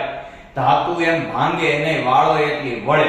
એટલે આ જે છે એ બરડ અને નરમ છે. પણ એમાં અપવાદમાં હીરો. હીરો આપણને ખબર છે એકદમ સખત. હીરો છે ને યાદ રાખજો 2-3 જગ્યાએ હીરોનો પ્રશ્ન આપણને પૂછાય. ફિઝિક્સ ની અંદર આવી શકે. સૌથી વધુ વક્રી ભવનાંક કેનું? તો સૌથી વધુ વક્રી ભવનાંક હીરાનો. ચાલો એનાથી આગળ તે ઉષ્મા અને વિદ્યુતના સુવાહક હોતા નથી. કાં તો કે એની અંદર મુક્ત ઇલેક્ટ્રોન હોતા નથી. મુક્ત ઇલેક્ટ્રોન ન હોય તો ઉષ્મા અને વિદ્યુતના સુવાહક થઈ શકે નહીં. અને જો એ ઉષ્મા અને વિદ્યુતના અવાહક છે પરંતુ એમાં અપવાદમાં ગ્રેફાઇટ. ચોથા ચેપ્ટરમાં ભણશું આપણે હીરો અને ગ્રેફાઇટ. ત્યારે ભણશું ગ્રેફાઇટ જે છે કેવા છે? સુવાહક છે. એનાથી આગળ વાત કરીએ તો કે તે રણકાર ઉત્પન્ન કરતા નથી. પણ તમે એને અફડાવતા ન આવે, અથડાવતા આવશે. એટલે અથડાવતા રણકાર ઉત્પન્ન કરતા નથી. શું થાય છે? ઈ તૂટી જાય છે. એનાથી આગળ સામાન્ય રીતે તેઓ ઘન કે વાયુ સ્વરૂપે કુદરતમાં જોવા મળે છે. કયા સ્વરૂપે? ઘન અને વાયુ. પ્રવાહી સ્વરૂપે અધાતુ જોવા મળતા નથી, પણ એકમાત્ર અપવાદ છે. કયું? તો કે બ્રોમિન જળ. બ્રોમિન જે છે એ અધાતુ, આયોડિન ની હારે બ્રોમિન, બરાબર. 17મા સમૂહની અંદર તમને નામ યાદ હશે, ફ્લોરિન, ક્લોરિન, બ્રોમ અને આયોડિન. તો આયોડિન પણ અપવાદ છે, બ્રોમિન પણ અપવાદ છે. તેઓના ગલન બિંદુ ઉત્કલન બિંદુ નીચા હોય, પણ એના અપવાદમાં તમે હીરો પણ લખી શકો. હીરાનું ગલન બિંદુ પણ કેવું છે? ઊંચું. રેડી? તો આ બંને વાત થઈ એના ભૌતિક ગુણધર્મની. ભૌતિક ગુણધર્મ એટલે આપણને બહારથી એને ઓળખી શકાય તેવા. હવે વાત કરીએ રાસાયણિક ગુણધર્મ. તો રાસાયણિક ગુણધર્મ ઓલરેડી મેં તમને ચેપ્ટર નંબર 3 ની અંદર ઘણા બધા કરાવી દીધા. સોરી, ચેપ્ટર નંબર 3 ચાલે છે, ચેપ્ટર નંબર 2 ની અંદર ઘણા બધા કરાવી દીધા. આપણે રિવાઇઝ કરીને એ જ ગુણધર્મ પાછા જોઈ લઈએ. જો અહીંયા આપણે જે છે આ પ્રક્રિયાઓ કરેલી હતી, તો આ પ્રક્રિયાની અંદર અહીંયા જો મેં ધાતુ લીધી છે, અહીંયા ધાતુ લીધી, અહીંયા ધાતુ લીધી, અહીંયા ધાતુ લીધી, તો આ ચારે ચાર ધાતુના ગુણધર્મ થઈ ગયા. એવી જ રીતના આપણે બીજી બે પ્રક્રિયાઓ પણ લખી હતી. તો અહીંયા પણ આપણે ધાતુ લીધી, અહીંયા ધાતુ લીધી, તો આ બંને પણ ગુણધર્મ થઈ ગયા. તો તમે ધાતુના ગુણધર્મ ઓલરેડી ભણી ગયા છો, બરાબર. ચેપ્ટર નંબર 2 ની અંદર ઓલરેડી તમારે થઈ ગયા છે. હું પાછા તમને રિવાઇઝ કરાવું છું. કેના પ્રમાણે? તો કે આપણા ચેપ્ટર નંબર 3 પ્રમાણે. રેડી? તો ચેપ્ટર નંબર 3 પ્રમાણે જોવા જઈએ તો ધાતુની અંદર અને અધાતુની અંદર, તો જો રાસાયણિક ગુણધર્મની વાત કરીએ, આટલા ધાતુના રાસાયણિક ગુણધર્મ છે જે ઓલરેડી થઈ ગયા છે. લગભગ બધી ધાતુઓ ઓક્સિજન સાથે પ્રક્રિયા કરી ધાતુના ઓક્સાઇડ બનાવે. હવે જે લોકોને આઈડિયા છે સ્ટેપ રિએક્શન, એને ખબર છે Mg+O2 will gives MgO, બન્યું ધાતુ પ્લસ ઓક્સિજન, ધાતુના ઓક્સાઇડ. અને આગલા ચેપ્ટરમાં ભણી ગયા ધાતુના ઓક્સાઇડ કેવા હોય? તો કે ધાતુના ઓક્સાઇડ બેઝિક હોય, અને અધાતુના ઓક્સાઇડ કેવા હોય? તો કે અધાતુના ઓક્સાઇડ એસિડિક હોય. હાલો, રેડી? તો જે ધાતુઓના ઓક્સાઇડ પાણીમાં દ્રાવ્ય હોય તેને આલ્કલી બનાવે છે, અથવા તેઓ ઉભયગુણી હોય. જો ધાતુના ઓક્સાઇડ હોય કેવા? તો કે બેઝિક. અને આગલા ચેપ્ટરમાં ભણી ગયા બેઝ જ્યારે પાણીમાં ઓગળે ત્યારે એને શું કહેવાય? આલ્કલી. રેડી? એનાથી આગળ ધાતુના ઓક્સાઇડ પ્લસ પાણી will gives આલ્કલી. આલ્કલી એટલે શું? તો કે એક પ્રકારનો બેઝ જ છે. ધાતુઓની પાણી સાથેની પ્રક્રિયાથી ધાતુના ઓક્સાઇડ કે ધાતુના હાઇડ્રોક્સાઇડ બનાવે છે, તથા H2 વાયુ છૂટો પડે છે. કોની? ધાતુઓની પાણી સાથેની પ્રક્રિયા. તો ધાતુની પાણી સાથે એટલે Mg+H2O. જો આ સમજવામાં ખાસ ધ્યાન દે. ધાતુ આમ જોવા જઈએ તો ક્યારે પાણી સાથે પ્રક્રિયા કરે નહીં. તો એ ધાતુ સાથે પ્રક્રિયા કઈ રીતના કરે? તો કે ધાતુ પ્લસ પાણી, એટલે કે અહીં કીધું મેગ્નેશિયમ પ્લસ H2O. તો એ પહેલા વેલી તો પ્રક્રિયા મેગ્નેશિયમ ની કોની હારે કરે? ઓક્સિજન હારે જ કરીને MgO+H2 બનાવશે. રેડી? એટલે ધાતુના ઓક્સાઇડ અહીં મળ્યા. હવે ઇનાઇન ઓક્સાઇડ, હજી તો પાણીમાં છે, એટલે ઇનાઇન ઓક્સાઇડ પાછી પાણી હારે પ્રક્રિયા કરી MgOH ટ્વાઇસ બનાવશે. ડન? તો ધાતુની પાણી હારેની પ્રક્રિયાથી કા મેગ્નેશિયમ ઓક્સાઇડ અને મેગ્નેશિયમ હાઇડ્રોક્સાઇડ એની હારે હાઇડ્રોજન વાયુ ઉત્પન્ન થાય. એ વસ્તુ તને અહીં કીધેલી છે કે મેગ્નેશિયમની પાણી સાથેની પ્રક્રિયાથી શું બનશે? ધાતુના ઓક્સાઇડ કે ધાતુના હાઇડ્રોક્સાઇડ બનાવે અને હાઇડ્રોજન વાયુ છૂટો પડે. અહીંયા જો લખ્યું બધી ધાતુઓ પાણી સાથે પ્રક્રિયા આપતી નથી. જે ધાતુ સક્રિય છે એ ખૂબ ઝડપથી પ્રક્રિયા આપે છે, મધ્યમ સક્રિય છે ધીમી પ્રક્રિયા આપે છે, અને જે નિષ્ક્રિય છે એ કદાચ સાવ પ્રક્રિયા આપે પણ નહીં. ચાલો, ધાતુ પ્લસ પાણી will gives ધાતુના ઓક્સાઇડ અથવા હાઇડ્રોક્સાઇડ પ્લસ હાઇડ્રોજન. એવી રીતના બીજો ધાતુની એસિડ સાથેની પ્રક્રિયા. તો ધાતુની એસિડ સાથે તો ક્ષાર અને હાઇડ્રોજન વાયુ ઉત્પન્ન થાય. ઓલરેડી આવી ગઈ છે, આગળ કઈ કહેવાની જરૂર છે નહીં. અપવાદ રૂપ સોનું અને પ્લેટિનિયમ એસિડ સાથે પ્રક્રિયા કરતા નથી. એટલે તમે એસિડ વર્ષામાં ગમે ત્યાં સોનું પ્લેટિનમ પહેરો તો એનાથી કઈ વાંધો આવશે નહીં. આમાંથી એક બીજો પ્રશ્ન એવો કારણની અંદર પૂછાઈ શકે કે ખાદ્ય પદાર્થને શા માટે ધાતુના વાસણમાં લાંબો સમય સુધી સ્ટોર કરી રાખતા નથી? શા માટે? તો કે ખાદ્ય પદાર્થમાં લીંબુ જેવું વગેરે એસિડ હોય, અને એના કારણે શું થાય? તો કે ધાતુ ઈ એસિડ એટલે પ્રક્રિયા કરી ક્ષાર બનાવી નાખે, ઝેરી પદાર્થ બનાવે માટે. એના પછીની પ્રક્રિયા ધાતુ એસિડ હારે પ્રક્રિયા કરી ધાતુના ક્ષાર અને હાઇડ્રોજન આવી ગયું છે. ધાતુઓની બહારની કક્ષામાં 1 2 3 ઇલેક્ટ્રોન હોય તેથી તે +1 +2 કે +3 બને અને વિદ્યુત ધનમય બને. મેં હમણાં પહેલા તમને કહી દીધું શરૂઆતમાં કે ધન ની બધાય ધાતુ, ધન નો હોય ધન, ધાતુ નો હોય ધ. હવે એવી રીતના જોઈએ અધાતુના રાસાયણિક ગુણધર્મ. તો ધાતુના રાસાયણિક ગુણધર્મની જેમ અધાતુના રાસાયણિક ગુણધર્મ ક્યાં ક્યાં આવશે તો કે તેઓ ઓક્સિજન સાથે પ્રક્રિયાથી અધાતુના ઓક્સાઇડ બનાવે છે.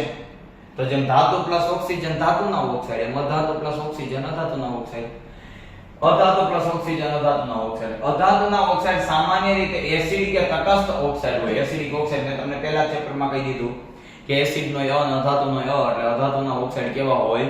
એસિડિક ઓક્સાઇડ હોય. એટલે અધાતુના ઓક્સાઇડ પ્લસ પાણી will gives એસિડ. અધાતુઓ હાઇડ્રોજન સાથે પ્રક્રિયા કરી સ્થાયી હાઇડ્રાઇડ બનાવે છે. તો અધાતુ પ્લસ હાઇડ્રોજન will gives સ્થાયી હાઇડ્રાઇડ. ફોર એક્ઝામ્પલ તરીકે તો કે H2 પ્લસ સલ્ફર અધાતુ તો H2S તો આને શું કહેવાશે? સ્થાયી હાઇડ્રાઇડ. અધાતુઓ મંદ એસિડ સાથે પ્રક્રિયા આપતા નથી. અધાતુઓ પાણી સાથે પ્રક્રિયા આપતા નથી. ધાતુઓ આપશે એસિડ અને પાણી આવે, અધાતુઓ આપશે નહીં. રેડી? તો આ રાસાયણિક ગુણધર્મ થયા. હવે એનાથી આગળ વાત કરીએ તો કે ધાતુને મેળવવાની રીત. ધાતુને મેળવવા માટે તો કે ધાતુ આપણને કઈ કઈ રીતથી મળશે તો કે અયસ્ક એટલે કાચી ધાતુ. ધાતુઓ બે પ્રકારની છે, ઊંચી સક્રિય અને નીચી સક્રિય.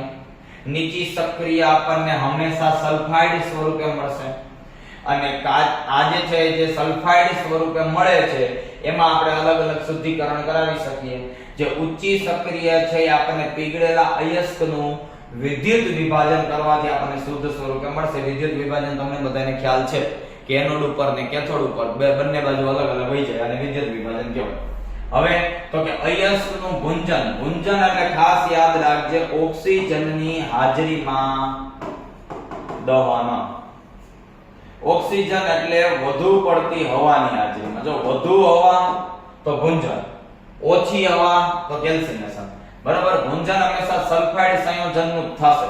અહીંયા જે છે વચ્ચે આવશે મધ્યમ સક્રિય વાળી તો ભુંજન થઈને ધાતુનું શુદ્ધિકરણ. એટલે એક ઉચ્ચ સક્રિયતા વાળી વિદ્યુત વિભાજનથી, નીચી સક્રિયતા વાળી ભુંજનથી.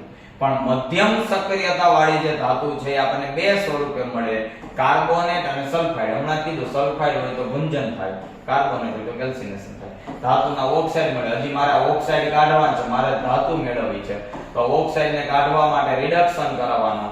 રિડક્શન કરો એટલે શુદ્ધ ધાતુ આપણને મળે. હાલો રેડી? તો આ ચાર્ટ સમજવો ખૂબ જરૂરી છે. આખો ચાર્ટ અહીંયા ક્લિયર થાય છે. ચલો જોઈએ આગળ. સોડિયમ ક્લોરાઇડ ની બનાવટ. સોડિયમ ક્લોરાઇડ બોલે તો મીઠું. મીઠાની બનાવટ અહીંયા સમજવાની છે. અહીંયા આપણને જે કંઈ આપેલું છે ને થોડુંક ડિટેલમાં સમજી લઈએ. ડિટેલમાં સમજવા માટે અહીંયા ધ્યાન તો કે સોડિયમ Na સોડિયમનો ક્રમ કેટલામો? તો યાદ રાખવા માટે હાઈલી બેબોકા ના ઓફ ની સો મે. તો સોડિયમનો ક્રમ આપણે ગણીએ તો હાઈલી બેબોકા ના ઓફ ની સો. કેટલા નંબર? તો કે 11 નંબર. હવે જેનો ક્રમ પરમાણ્વીય ક્રમાંક 11 હોય એની ઇલેક્ટ્રોન રચના 281 થાય. ક્લોરીન જે છે તો ક્લોરીન એટલે 17મો નંબર. 17મા નંબરની અંદર ઇલેક્ટ્રોન રચના 287. લુઈસ બિંદુ નિરૂપણ પ્રમાણે જોવા જાય તો સોડિયમ એની બાજુમાં 1 ઇલેક્ટ્રોન, ક્લોરીન એની બાજુમાં 1 2 3 4 5 6 અને 7 ઇલેક્ટ્રોન. તો કે આને 1 ઇલેક્ટ્રોન ગુમાવવાનો છે, આને 1 ઇલેક્ટ્રોન મેળવવાનો છે. એટલે આના 8 પૂરા થાય. આ એક ગુમાવી દે એટલે આની ઇલેક્ટ્રોન રચના 2 8 થઈ જાય. આ એક મેળવી લે એટલે આની ઇલેક્ટ્રોન રચના 2 8 8 થઈ જાય. અહીંયા ગુમાવે ના મેળવે. આ ગુમાવે એટલે સોડિયમ જ્યારે 1 ઇલેક્ટ્રોન ગુમાવે ત્યારે એમાંથી સોડિયમ +1 બને. અને એ જ ઇલેક્ટ્રોન જ્યારે ક્લોરીન 1 ઇલેક્ટ્રોન મેળવે ત્યારે ક્લોરીન -1 બને. સોડિયમ +1 ક્લોરીન -1 બંને વચ્ચે પ્લસ માઈનસ વીજભારને કારણે આકર્ષણ થાય એના કારણે NaCl બને. આ થઈ ગયું સોડિયમ ક્લોરાઇડ ની બનાવટ. તો સોડિયમ ક્લોરાઇડ ની બનાવટ આપણને અહીં આપેલી છે. જો તો આ NaCl એક ઇલેક્ટ્રોન આને ગુમાવ્યો આને મેળવો, આને ગુમાવ્યો આને મેળવો, NaCl બની ગયું. રેડી? ચલો એવી જ રીતના મેગ્નેશિયમ ક્લોરાઇડ નું નિર્માણ એ પણ સમજી લઈએ. મેગ્નેશિયમ ક્લોરાઇડ નું નિર્માણ. તો મેગ્નેશિયમ Mg, સોડિયમ 11 નંબર હતો એ મેગ્નેશિયમ 12 નંબર છે. તો 12 નંબર હોય તો ઇલેક્ટ્રોન રચના 282. આ 12 ના 2 વધારાના એટલે Mg+2 બને. અને સામે ક્લોરીન તો 17 નંબર ઇલેક્ટ્રોન રચના 287. એક ઘટે છે. હવે આને 2 ગુમાવવાના છે, એક ઘટે તો એવા 2 ક્લોરીન ભેગા થાય. 287 બે વાર આને 2 ગુમાવ્યા ઈ એક આને મેળવું ને એક આને મેળવું એટલે Mg+2 બને. અને ક્લોરીન 2 2 ક્લોરીન ભેગા થઈને -2 બે ભેગા થઈ અને શું બનશે? બંને ભેગા થઈ અને બનશે MgCl2. આનાથી સાવ સિમ્પલ ભણવું હોય ને તો આમ Mg અહીં Cl Mg+2 ક્લોરીન -1 આ અહીંયા જાય ને અહીંયા જાય શું બનશે? MgCl2. કામ પૂરું થઈ ગયું. એટલું ઈઝી. રેડી? ચાલો એનાથી પાછા આગળ આવી જઈએ. તો સોડિયમ ક્લોરાઇડ અને મેગ્નેશિયમ ક્લોરાઇડ ની બનાવટ પૂરી થઈ. હવે તો કે સક્રિયતા શ્રેણી ઓલરેડી મેં તમને બીજા ચક્ર ની અંદર કરાવી દીધી છે. પોષો કે મે એજી લ્યો પ્રભુ હું કહું. રેડી? વિસ્થાપન દ્વિવિસ્થાપન કરાવી ત્યારે પણ તમને કરાવેલી છે. તો એ છે પોષો કે મે એજી લો પ્રભુ હું કહું. પછી આ જે છે મર્ક્યુરી, ચાંદી અને સોનું Ag Au અને સોરી Hg Ag અને Au. રેડી? ચાલો તો આવી રીતના આપણને આખે આખું ધાતુ અધાતુ ની અંદર બેઝિક ઇન્ફોર્મેશન ખબર પડી. ફટાફટ જે છે સ્ક્રીનશોટ લઈ લ્યો. ખાસ જોવો આજે તમને કેમિસ્ટ્રીના બધા ચેપ્ટરનો સેશન મળ્યો છે અને તમે એ જોઈ રહ્યા છો. ટૂંક જ સમયની અંદર આપણી જ આ જ ચેનલ ઉપર તમને કેમિસ્ટ્રીની હારે ફિઝિક્સ અને બાયોલોજીના પણ સેશન મળશે. 3 દિવસની રજા છે. 3 દિવસમાં અલગ સેશન કમ્પ્લીટ થાય. એક દિવસે ફિઝિક્સ, એક દિવસે કેમિસ્ટ્રી, એક દિવસે બાયોલોજી. દરરોજ સાંજે એક સેશનના વિડિયો એડ થશે અને છેલ્લે દિવસે સાંજે આની અંદર 1 માર્ક સોલ્યુશન માટેનું સેશન આખું ગોઠવાશે. રેડી? તો આગળ વધીએ. ધાતુની અંદર આ ઉપર છેલ્લી ઇન્ફોર્મેશન બધી મેં તમને સમજાવી. રેડી? ચાલો નેક્સ્ટ આગળ વધીએ. તો ધાતુ અધાતુ ચેપ્ટર પછી હવે નવું ચેપ્ટર ચાલુ થાય છે આપણું કાર્બનિક સંયોજનો. રેડી? તો ચેપ્ટર નંબર 4 કાર્બન અને તેના સંયોજનો સમજવાની શરૂઆત કરીએ. તો ચેપ્ટર નંબર 4 નું નામ છે કાર્બનિક સંયોજનોના ગુણધર્મ. તો કાર્બનિક સંયોજનો સમજીએ કે કાર્બનિક સંયોજનો સમજતા પહેલા આપણે કાર્બન સમજવું પડે કે કાર્બન કોને કહેવાય. તો સૌપ્રથમ સમજો કે કાર્બન એટલે આપણને બાકી બધી ખબર છે કે એનો ક્રમ 6 છે, ઇલેક્ટ્રોન રચના 2 4 છે. આમાંથી એક અગત્યનો પ્રશ્ન પ્રાપ્તિ સ્થાન. તો કાર્બન જમીનમાંથી 0.02% મળે, વાતાવરણમાંથી 0.03%. જમીનમાંથી જે 0.02% મળે છે એ કાર્બોનેટ સ્વરૂપે મળે છે. વાતાવરણમાંથી જે 0.03% મળે છે એ કાર્બન ડાયોક્સાઇડ સ્વરૂપે મળે છે. બરાબર? તો આવી રીતના આપણને અલગ સ્વરૂપે કાર્બન મળે છે. તે ચતુઃસંયોજક છે અને અન્ય પરમાણુઓ સાથે સહસંયોજક બંધ બનાવે છે. તો હવે પ્રશ્ન એ થાય કે કેમ આયનીકરણ બંધ કેમ નથી બનાવતો? તો કાર્બન એટલે ક્રમ 6, ઇલેક્ટ્રોન રચના 2 4. અષ્ટક રચના પ્રાપ્ત કરવા માટે કાં તો 4 ગુમાવવા પડે અને કાં તો 4 મેળવવા પડે. તો 4 ગુમાવવા અને 4 મેળવવા બંનેની અંદર ખૂબ વધારે ઊર્જાની જરૂર પડે. એટલી ઊર્જા વ્યય કરવાને બદલે એ સહસંયોજક બંધ બનાવે. સહસંયોજક બંધ એટલે શું? ઇલેક્ટ્રોનની ભાગીદારીથી બનતો બંધ. એટલે કાર્બન હંમેશા 4 ઇલેક્ટ્રોનની ભાગીદારી કરશે અને કાર્બન 4 બંધ બનાવી શકે છે. એ કોઈ પણની સાથે બનાવે, હાઇડ્રોજન સાથે બનાવે, ક્રિયાશીલ સમૂહ સાથે બનાવે, ઓક્સિજન સાથે બનાવે, કોઈ પણની સાથે બનાવે, પણ 4 બંધ બનાવવા જરૂરી છે. એટલે કે 3 પ્રકારના બંધ બનાવી શકે: એકલ બંધ, દ્વિબંધ અને ત્રિબંધ. એટલે carbon single bond carbon, carbon double bond carbon, carbon triple bond carbon. એટલે એકલ બંધ, દ્વિબંધ અને ત્રિબંધ આપણને ખબર છે: આલ્કેન, આલ્કીન અને alkyne. Ready? CnH2n+2, CnH2n2, CnH2n, CnH2n-2. Ready? ચાલો એનાથી આગળ તે વિદ્યુતના મંદ વાહકો છે. કેવા છે? મંદ વાહક. અને 3 અપરૂપો, આખા ચેપ્ટરમાં આપણે 3 અપરૂપો ભણી ગયા છે: હીરો, ગ્રેફાઇટ અને ફુલેરી. ચાલો હીરો શું છે? તો કે હીરો સંતૃપ્ત હાઇડ્રોકાર્બન છે. હીરા માટે યાદ રાખવાનું, એક કાર્બન બીજા અન્ય 4 કાર્બન સાથે જોડાય. એનો આકાર છે ત્રિપરિમાણીય ચતુષ્ફલકીય. ત્રિપરિમાણીય ચતુષ્ફલકીય હીરાનો આકાર છે. રેડી? ગલન બિંદુ, ઉત્કલન બિંદુ ખૂબ ઊંચા ચળકાટ ધરાવે. ગ્રેફાઇટ, તો ગ્રેફાઇટ વિશે અહીંયા સમજાવી દઉં. ગ્રેફાઇટ જે છે એ ગ્રેફાઇટ ષટ્કોણીય છે.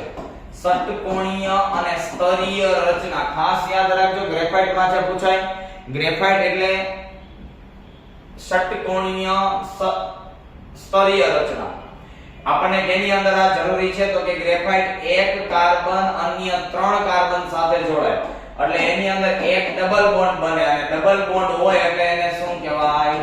અસંતૃપ્ત હાઇડ્રોકાર્બન કહેવાય. અને એના પછી ફુલેરીન. ફુલેરીનમાં કાઈ નહીં, ફુલેરીન એટલે C16, 60 કાર્બન નું ગુચરું. બરાબર? C16 કોને શોધ કરેલ છે? બકમિન્સ્ટર ફુલર. એટલે બકમિન્સ્ટર ની યાદમાં અને બકીબોલાઈ કહેવાય, અને ફુલર ની યાદમાં એને ફુલરીન પણ કહેવાય. રેડી? ચાલો, કેટેનેશન નો ગુણધર્મ. મોસ્ટ આઈએમપી ક્વેશ્ચન, કેટેનેશન નો ગુણધર્મ. એક કાર્બન અન્ય કાર્બન સાથે જોડાવાની અદ્વિતીય ક્ષમતા ધરાવે એને કેટેનેશન નો ગુણ કહે છે. અન્ય કાર્બન પરમાણુ સાથે સંખ્યા. દાખલા તરીકે સરળ શૃંખલા, સાખી શૃંખલા અને વલય. તો સરળ બનાવે, શૃંખલા બનાવે અને વલય બનાવે. સરળ એટલે આપણને ખબર, નોર્મલ. શાખા એટલે આઈસો અને નિયો, અને ચક્ર એટલે સાયક્લો. બરાબર? બધાની અંદર પૂર્વક લાગે, n આલ્કેન, n આલ્કેન આપણે લખીએ છીએ. બરાબર? એવી જ રીતના આઈસો આલ્કેન, એવી જ રીતના સાયક્લો આલ્કેન. તો એવા 3 પ્રકારના બંધારણ બનાવે. સરળ એટલે n, સાખીમાં આઈસો અને નિયો, અને વલયની અંદર સાયક્લો. એનાથી આગળ સમઘટકતાનો ગુણ. એટલે સમઘટકતા એટલે શું? તો કે સંયોજનના સૂત્ર સરખા પણ બંધારણ નોખા. બંધારણ એટલે ગોઠવણી અલગ અલગ છે, પણ એનું રાસાયણિક સૂત્ર બનાવો તો સરખું જ થાય. બરાબર? સમઘટક આપણે આગળ જોશું. આની અંદર સૌથી વધારે મોસ્ટ ઇમ્પોર્ટન્ટ પ્રોપેનના સમઘટક, પ્રોપેન અથવા બ્રોમોપ્રોપેન. આ બંનેના સમઘટક મોસ્ટ ઇમ્પોર્ટન્ટ ક્વેશ્ચન છે. ખાસ કરી અને સમજી લેવાનું, કરી નાખવાનું. જો આઇસોપેન્ટેન, નિયોપેન્ટેન, પેન્ટેનના અણુ સૂત્ર જો છે પેન્ટેન, બેની અંદર સરખા, મીથ, ઈથ, પ્રોપ, બ્યુટ અને પેન્ટ. આને પેન્ટેન કહેવાય. આ શું છે? આઇસોપેન્ટેન. આ શું છે? નિયોપેન્ટેન. નોર્મલ એટલે એક શાખા, આઇસો એટલે એક શાખા, સોરી નોર્મલ એટલે શાખા વગર, આઇસો એટલે એક શાખા, અને નિયો એટલે 2 શાખા, એક શૃંખલા અને 2 શાખા. રેડી? તો આઇસો નિયો ની વાત થઈ. હવે એનાથી આગળ વધીએ તો કે કાર્બનની રાસાયણિક પ્રક્રિયા. કાર્બનિક સંયોજન 2 પ્રકારના છે: સંતૃપ્ત કાર્બનિક સંયોજન, અસંતૃપ્ત કાર્બનિક સંયોજન. સંતૃપ્ત છે એ આપણને સંપૂર્ણ દહન આપે છે. કેવું દહન આપશે? સંપૂર્ણ દહન. અને જ્યારે સંપૂર્ણ દહન થાય ત્યારે ભૂરી જ્યોત અને ધુમાડા મળતા નથી. બરાબર છે? મિથેનનું દહન છે, ખાલી પાણી, કાર્બન ડાયોક્સાઇડ, ઉષ્મા અને પ્રકાશ મળે, પણ અસંતૃપ્ત હાઇડ્રોકાર્બનનું અપૂર્ણ દહન થાય અને ત્યારે આપણને પીળી અને મેશ વાળી જ્યોત જોવા મળે છે. એનાથી આગળ વધીએ, ઓક્સિડેશન જોઈએ. ઓક્સિડેશન એટલે તો કે કોઈ પણ ઘટકમાં ઓક્સિજન ઉમેરાવાની ક્રિયા. Chapter number 1. રેડી? તો અહીંયા આપણે ઓક્સિડેશન ની અંદર આલ્કોહોલનું ઓક્સિડેશન કરવું છે. હવે આલ્કોહોલ એટલે COH. OH થાય આલ્કોહોલ એટલે એનું ઓક્સિડેશન કરો એટલે એક ઓક્સિજન હજી ઉમેરાઈ જાય. તો OH હોય એમાં ઓક્સિડેશન થાય એટલે ડબલ OH થાય, બીજું કાંઈ થતું નથી. ઉદ્દીપક યાદ રાખવાના, KMnO4 અને K2Cr2O7. પોટેશિયમ પરમેંગનેટ, KMnO4 નું નામ શું થાય? Potassium permanganate. અને K2Cr2O પોટેશિયમ ડાયક્રોમેટ. બરાબર? તો આવી રીતના ખાલી એક OH માંથી ડબલ OH બની જાય, બાકી CH3 CH3 એમને બીજો CMM, ખાલી ફર્ક કેટલો થાય? COOH કેમાંથી બની જાય? COH માંથી. રેડી? ચાલો એનાથી આગળ યોગશીલ પ્રક્રિયા. યોગશીલ પ્રક્રિયાને તારે સિમ્પલ સાવ યાદ રાખવી હોય તો આમ યાદ રખાય, અસંતૃપ્તમાંથી સંતૃપ્ત. યાદ રાખજે, ખાસ આ ચેપ્ટરનો મોસ્ટ ઇમ્પોર્ટન્ટ ક્વેશ્ચન છે યોગશીલ પ્રક્રિયા. અસંતૃપ્તમાંથી સંતૃપ્ત. અસંતૃપ્ત એટલે ડબલ બોન્ડ કે ટ્રિપલ બોન્ડ.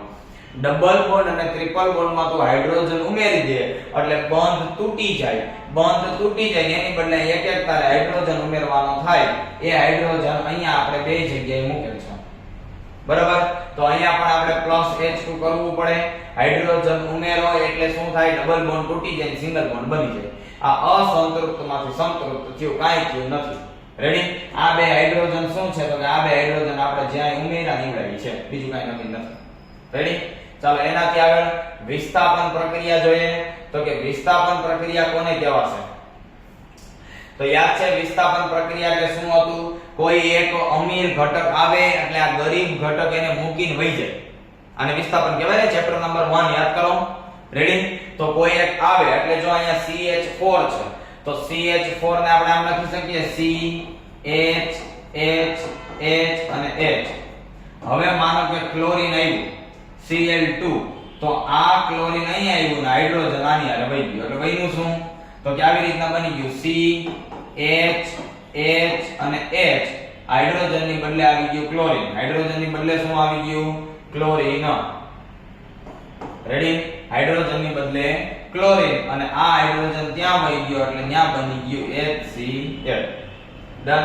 તો આ વિસ્થાપન પ્રક્રિયા પૂરી થઈ. વિસ્થાપન એટલે હાઇડ્રોજન નીકળીને એની જગ્યાએ કોકને જોડાવવું. ચાલો એનાથી આગળ વાત કરીએ તો કે અસંતૃપ્ત અને સંતૃપ્ત હાઇડ્રોકાર્બનના બે પ્રકાર. આ જે છે એ મોસ્ટ ઇમ્પોર્ટન્ટ છે. કાર્બનિક સંયોજનો વાળો પ્રશ્ન મોસ્ટ ઇમ્પોર્ટન્ટ. આમાં કેટલા પ્રશ્નોનો સમાવેશ થઈ જાય? તો કે આમાં સંતૃપ્ત અસંતૃપ્તનો સમાવેશ થઈ જાય. આની અંદર સમાનધર્મી શ્રેણીનો સમાવેશ થઈ જાય. ક્રિયાશીલ સમૂહનો સમાવેશ થઈ જાય.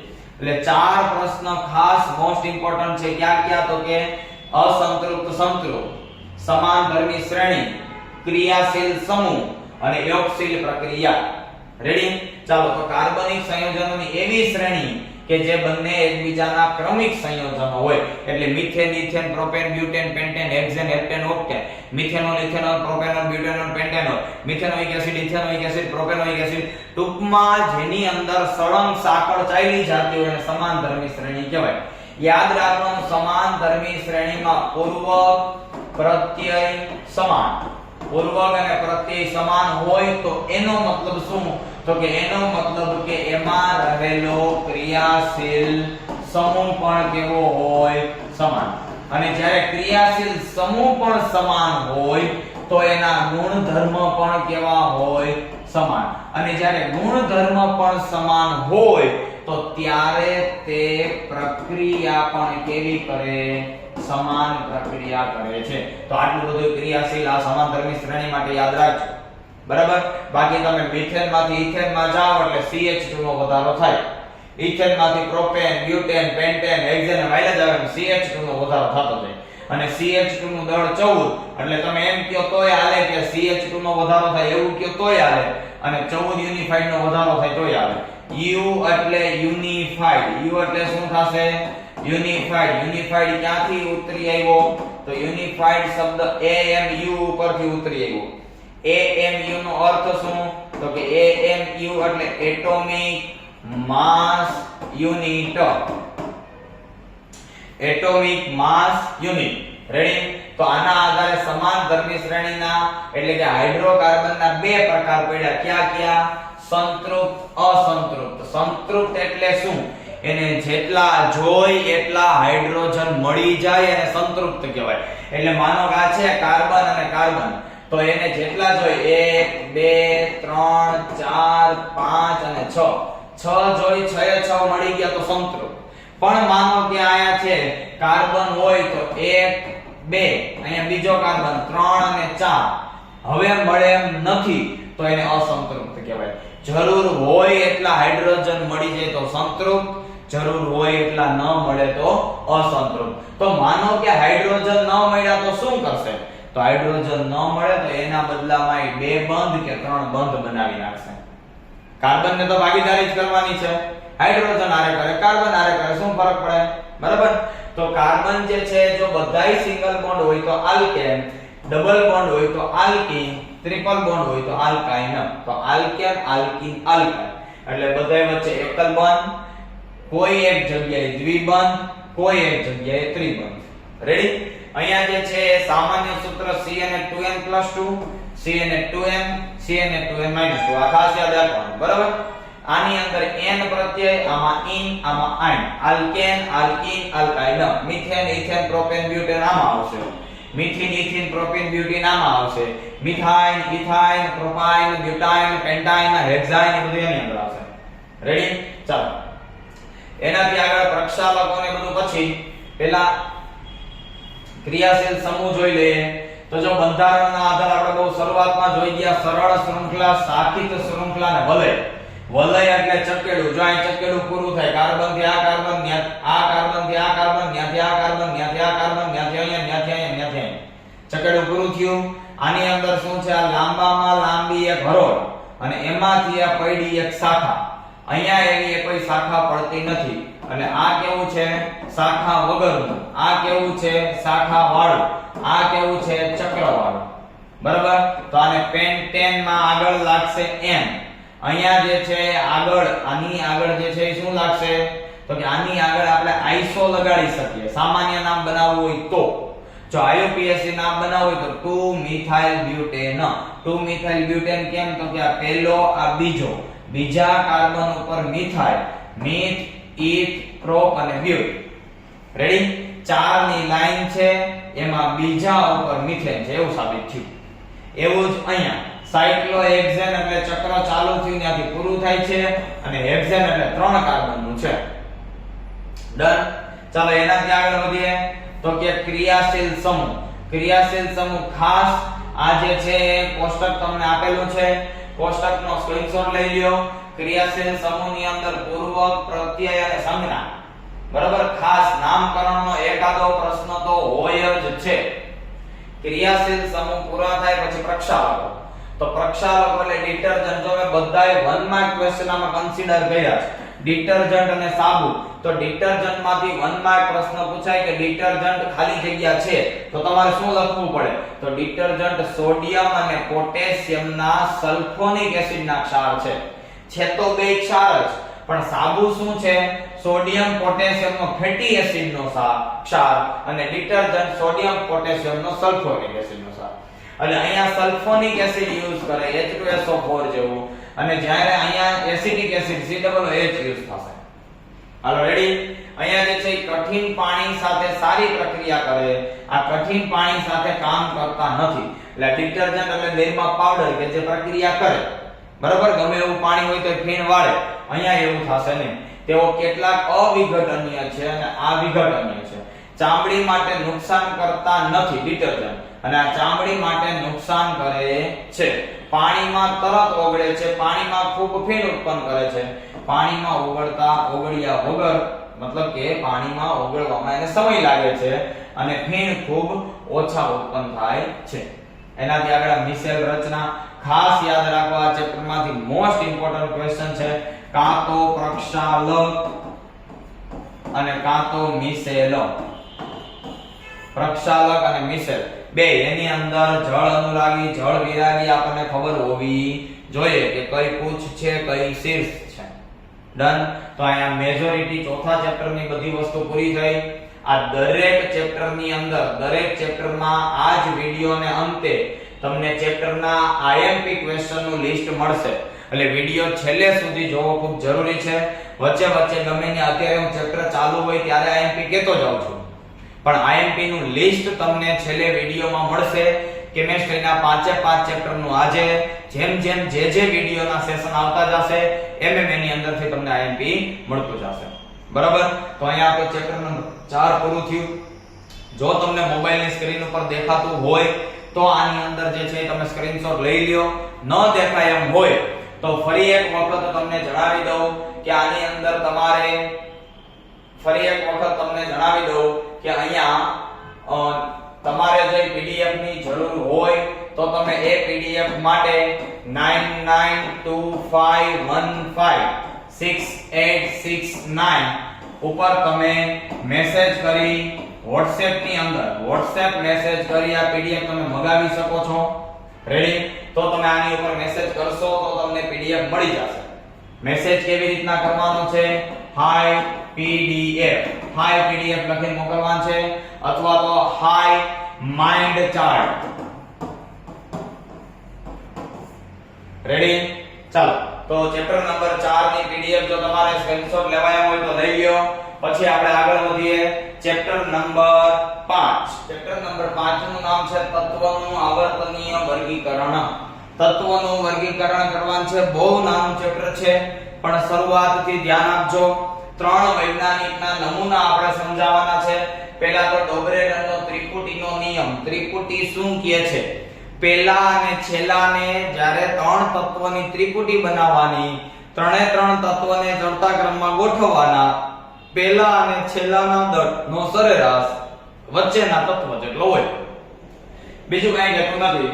તો જો ત્રિપુટીના તત્વનો પરમાણ્વીય દળને ચડતા ક્રમમાં ગોઠવવાના, મધ્યમાં રહેલ તત્વનું દળ કેના જેટલું હોય? અન્ય બાકીના 2 દળના સરેરાશ જેટલું હોય છે. તો જો લિથિયમ, સોડિયમ, પોટેશિયમ આ બંનેનું દળ આના જેટલું, આ બંનેનું દળનો સરેરાશ આના જેટલો, આ બંનેના દળનો સરેરાશ આના જેટલો. ઘણી વખત એવું બને કે ડોબરેનની ત્રિપુટીની અંદર બીજા કોઈ એક્ઝામ્પલ આપે તો લગભગ આ 3 સિવાયના એક્ઝામ્પલ ત્રિપુટીના નિયમનું પાલન કરશે નહીં, અને એ જ એની મર્યાદા હતી. બરાબર? કે મેજોરિટી તત્વો ત્રિપુટીના નિયમનું પાલન કરતું નથી. ખાસ અગત્યનો પ્રશ્ન છે ડોબરેનની ત્રિપુટીની મર્યાદા. બરાબર?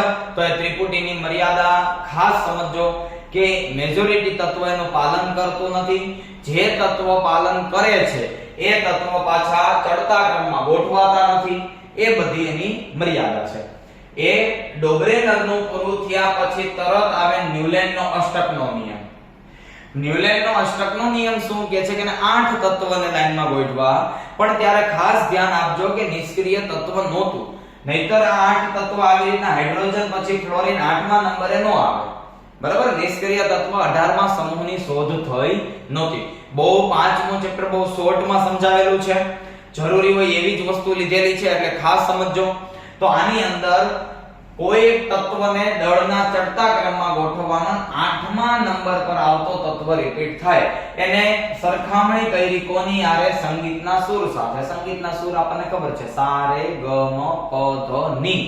અને પાછો 8મા નંબર ઉપર સા આવી જાય તો સા રે ગ મ પ ધ ની સા પ્રમાણે એમ કીધું. પણ આની મર્યાદા એ હતી કે ઓછા નંબર વાળા, ઓછા દળ વાળા તત્વ સુધી જ લાગુ પડતો તો. એટલે 40 દળ સુધી લાગુ પડે, એટલે ક્રમ 20 સુધી જ લાગુ પડતો તો. ખરા ખોટામાં પૂછાય અષ્ટકનો નિયમ ક્યાં સુધી લાગુ પડતો તો? તો અષ્ટકનો નિયમ કેલ્શિયમ સુધી જ લાગુ પડતો તો.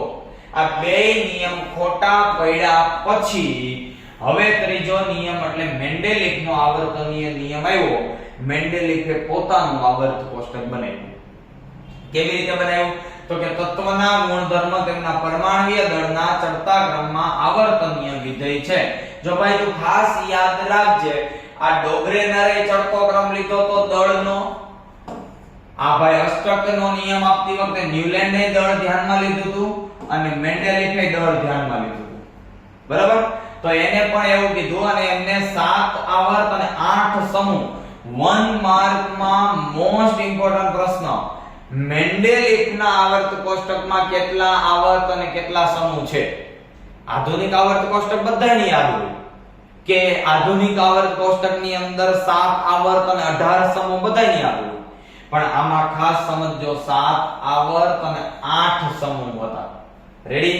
ચાલો, જે તત્વ શોધ નહોતી થઈ તેમની જગ્યા ખાલી મૂકી હતી. તમે બધા એની પાસે બુક હોય એમાં તમે મેન્ડેલિફનું આવર્ત કોષ્ટક જોયેલું છે, એટલે તમને આઈડિયા આવી છે. તેવા તત્વની આગાહી કરી, પણ એ આગાહી પ્રમાણે તત્વ આગળ જતા આવ્યા નહોતા. પણ એને આગાહીની હારે હારે નામ પણ આપી દીધા. કેમ નામ આપી દીધા? તો કે સંસ્કૃત પૂર્વક એકા લગાડી નામ આપી દીધા. ખાસ આ કોષ્ટક 1 માર્ક માટે જરૂરી છે. કેવી રીતે પૂછાય કે ગેલિયમને મેન્ડેલિફે શું નામ આપેલું હતું? બરાબર, તો અહીંયા આવશે એકા એલ્યુમિનિયમ. તો આ ખાસ સમજો. બરાબર, એમાં હાઇડ્રોજનનું સ્થાન વિવાદાસ્પદ હતું. હાઇડ્રોજનને સ્થાન આપી શકાણું નહોતું. શું કામ? એને તો કે હાઇડ્રોજન પ્લસ આય હોય માઈનસ આય હોય, ધાતુઈ છે અધાતુઈ છે. હાઇડ્રોજન સોડિયમ પોટેશિયમ જેવા ગુણધર્મ ધરાવે છે અને ફ્લોરિન ક્લોરીન જેવા પણ ગુણધર્મ ધરાવે છે. રેડી? એટલે એને સ્થાન આપી શકાણું નહોતું. સમસ્થાનિક માટે કોઈ જોગવાઈ નહોતી. સમસ્થાનિક બોલે તો હાઇડ્રોજનના સમસ્થાનિક 3 હાઇડ્રોજન 1 2 1 3 અને 1 1 પ્રોટિયમ, ડ્યુટેરિયમ અને ટ્રિટિયમ, આવા 3 હાઇડ્રોજનના સમસ્થાનિક. ક્યાંય આની વાત કરેલી નહોતી. ક્લોરીન છે તો ક્લોરીનના પણ સમસ્થાનિક કેટલા છે? તો કે ક્લોરીનના સમસ્થાનિક ક્લોરીન આપણને ખબર છે 17 નંબર, એટલે ક્લોરીન 17 34, ક્લોરીન 17 37, આવા બે પ્રકારના એના સમઘટકો હતા. પણ એના ક્યાંય નામકરણની જોગવાઈ આની અંદર નથી. એક તત્વથી બીજા તત્વ તરફ જતા પરમાણુય દળ અનિયમિત રીતે વધે. ક્યારેક 2 નો વધારો થાય તો ક્યારેક 6 નો વધારો થાય, ક્યારેક 7 નો વધારો થાય. અનિયમિત રીતે વધારો થાય અને બે તત્વ એકબીજામાં કેટલા તત્વો હોઈ શકે તે લાગુ પાડી શકાતું નથી. એટલે વચ્ચે કેટલા છે ખબર જ ન પડે. ક્યાંક 2 વધે ને ક્યાંક 8 વધે. ખબર કેમ પડે વચ્ચે કેટલા છે? બરાબર, ચાલો એનાથી આગળ વધીએ તો આધુનિક આવર્ત કોષ્ટક ખાસ સમજો. આધુનિક આવર્ત કોષ્ટકમાં મેં આ 5મા ચેપ્ટરમાંથી 1 માર્ક ક્વેશ્ચનને જ વધારે ફોકસ કરેલ છે. મોટા પ્રશ્ન બહુ ઓછા. હમણાં હું તમને આઈએમપી નું લિસ્ટ આપીશ 5 ચેપ્ટર પૂરા થાય પછી. એમાં જેટલા મોટા પ્રશ્નો હોય એટલા કરજો, બાકી જરૂર નથી. પણ સર્વસ્વ આ જ છે એવું નથી કેતો. ધ્યાનમાં રાખવું, આટલું જ કરીને જાવું એવું જરૂરી નથી. આના સિવાયનું પણ કરવું. તો તત્વના ગુણધર્મ, તેમના પરમાણ્વીય ક્રમાંકના આવર્તનીય વિધેય છે. એટલે આધુનિક આવર્ત કોષ્ટક જ્યારે હેનરી ભાઈએ આપ્યું, હેનરી મોસેલે, ત્યારે એને પહેલી વહેલી વખત તત્વનો ક્રમ ધ્યાનમાં રાખ્યો. ત્યાં સુધીના ત્રણેય વૈજ્ઞાનિકો, મેન્ડેલિફ છે, ન્યુલેન્ડ છે, ડોગ્રેનર છે, આ ત્રણ વૈજ્ઞાનિકે દળને ધ્યાનમાં રાખ્યું હતું. પહેલા હેનરી મોસેલ આવ્યા કે જેને ક્રમને ધ્યાનમાં રાખ્યું અને ક્રમને ધ્યાનમાં રાખીને આધુનિક આવર્ત કોષ્ટક આપ્યું. ઈ આધુનિક આવર્ત કોષ્ટકની અંદર તો કે કયો સમૂહ કયા નામથી ઓળખાય, ખાસ સમજજો. કયો સમૂહ કયા નામથી આપણને ખબર હોવી જોઈએ અને કયા સમૂહની અંદર કેટલા તત્વ આવે એ પણ આપણને ખબર હોવી જોઈએ. મેં તમને બહુ સંપૂર્ણ રીતે બાયફર્ગેશન કરીને આખું આધુનિક આવર્ત કોષ્ટક એક કોષ્ટકમાં આપી દીધું છે.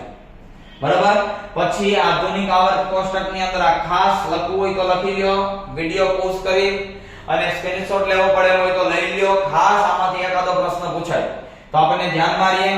બીજું, આધુનિક આવર્ત કોષ્ટકમાં તમે ઉપરથી નીચે જાવ તો શું થાય, ડાબીથી જમણી બાજુ જાવ તો શું થાય, એનો કોઈ ગુણધર્મ થિયરીમાં પણ પૂછાય અને એમસીક્યુ ની અંદર પણ પૂછાય. તો ઉપરથી નીચે જાવ, ત્રિજ્યા વધે, ધાત્વિય ગુણ વધે, અધાત્વિય ગુણ ઘટે, ધાતુઓ વધે, અધાતુમાં ઘટાડો અને વિદ્યુત ઋણતા પણ ઘટે. ડાબીથી જમણી બાજુ જાવ તો એ પ્રમાણે ફેરફાર થાય.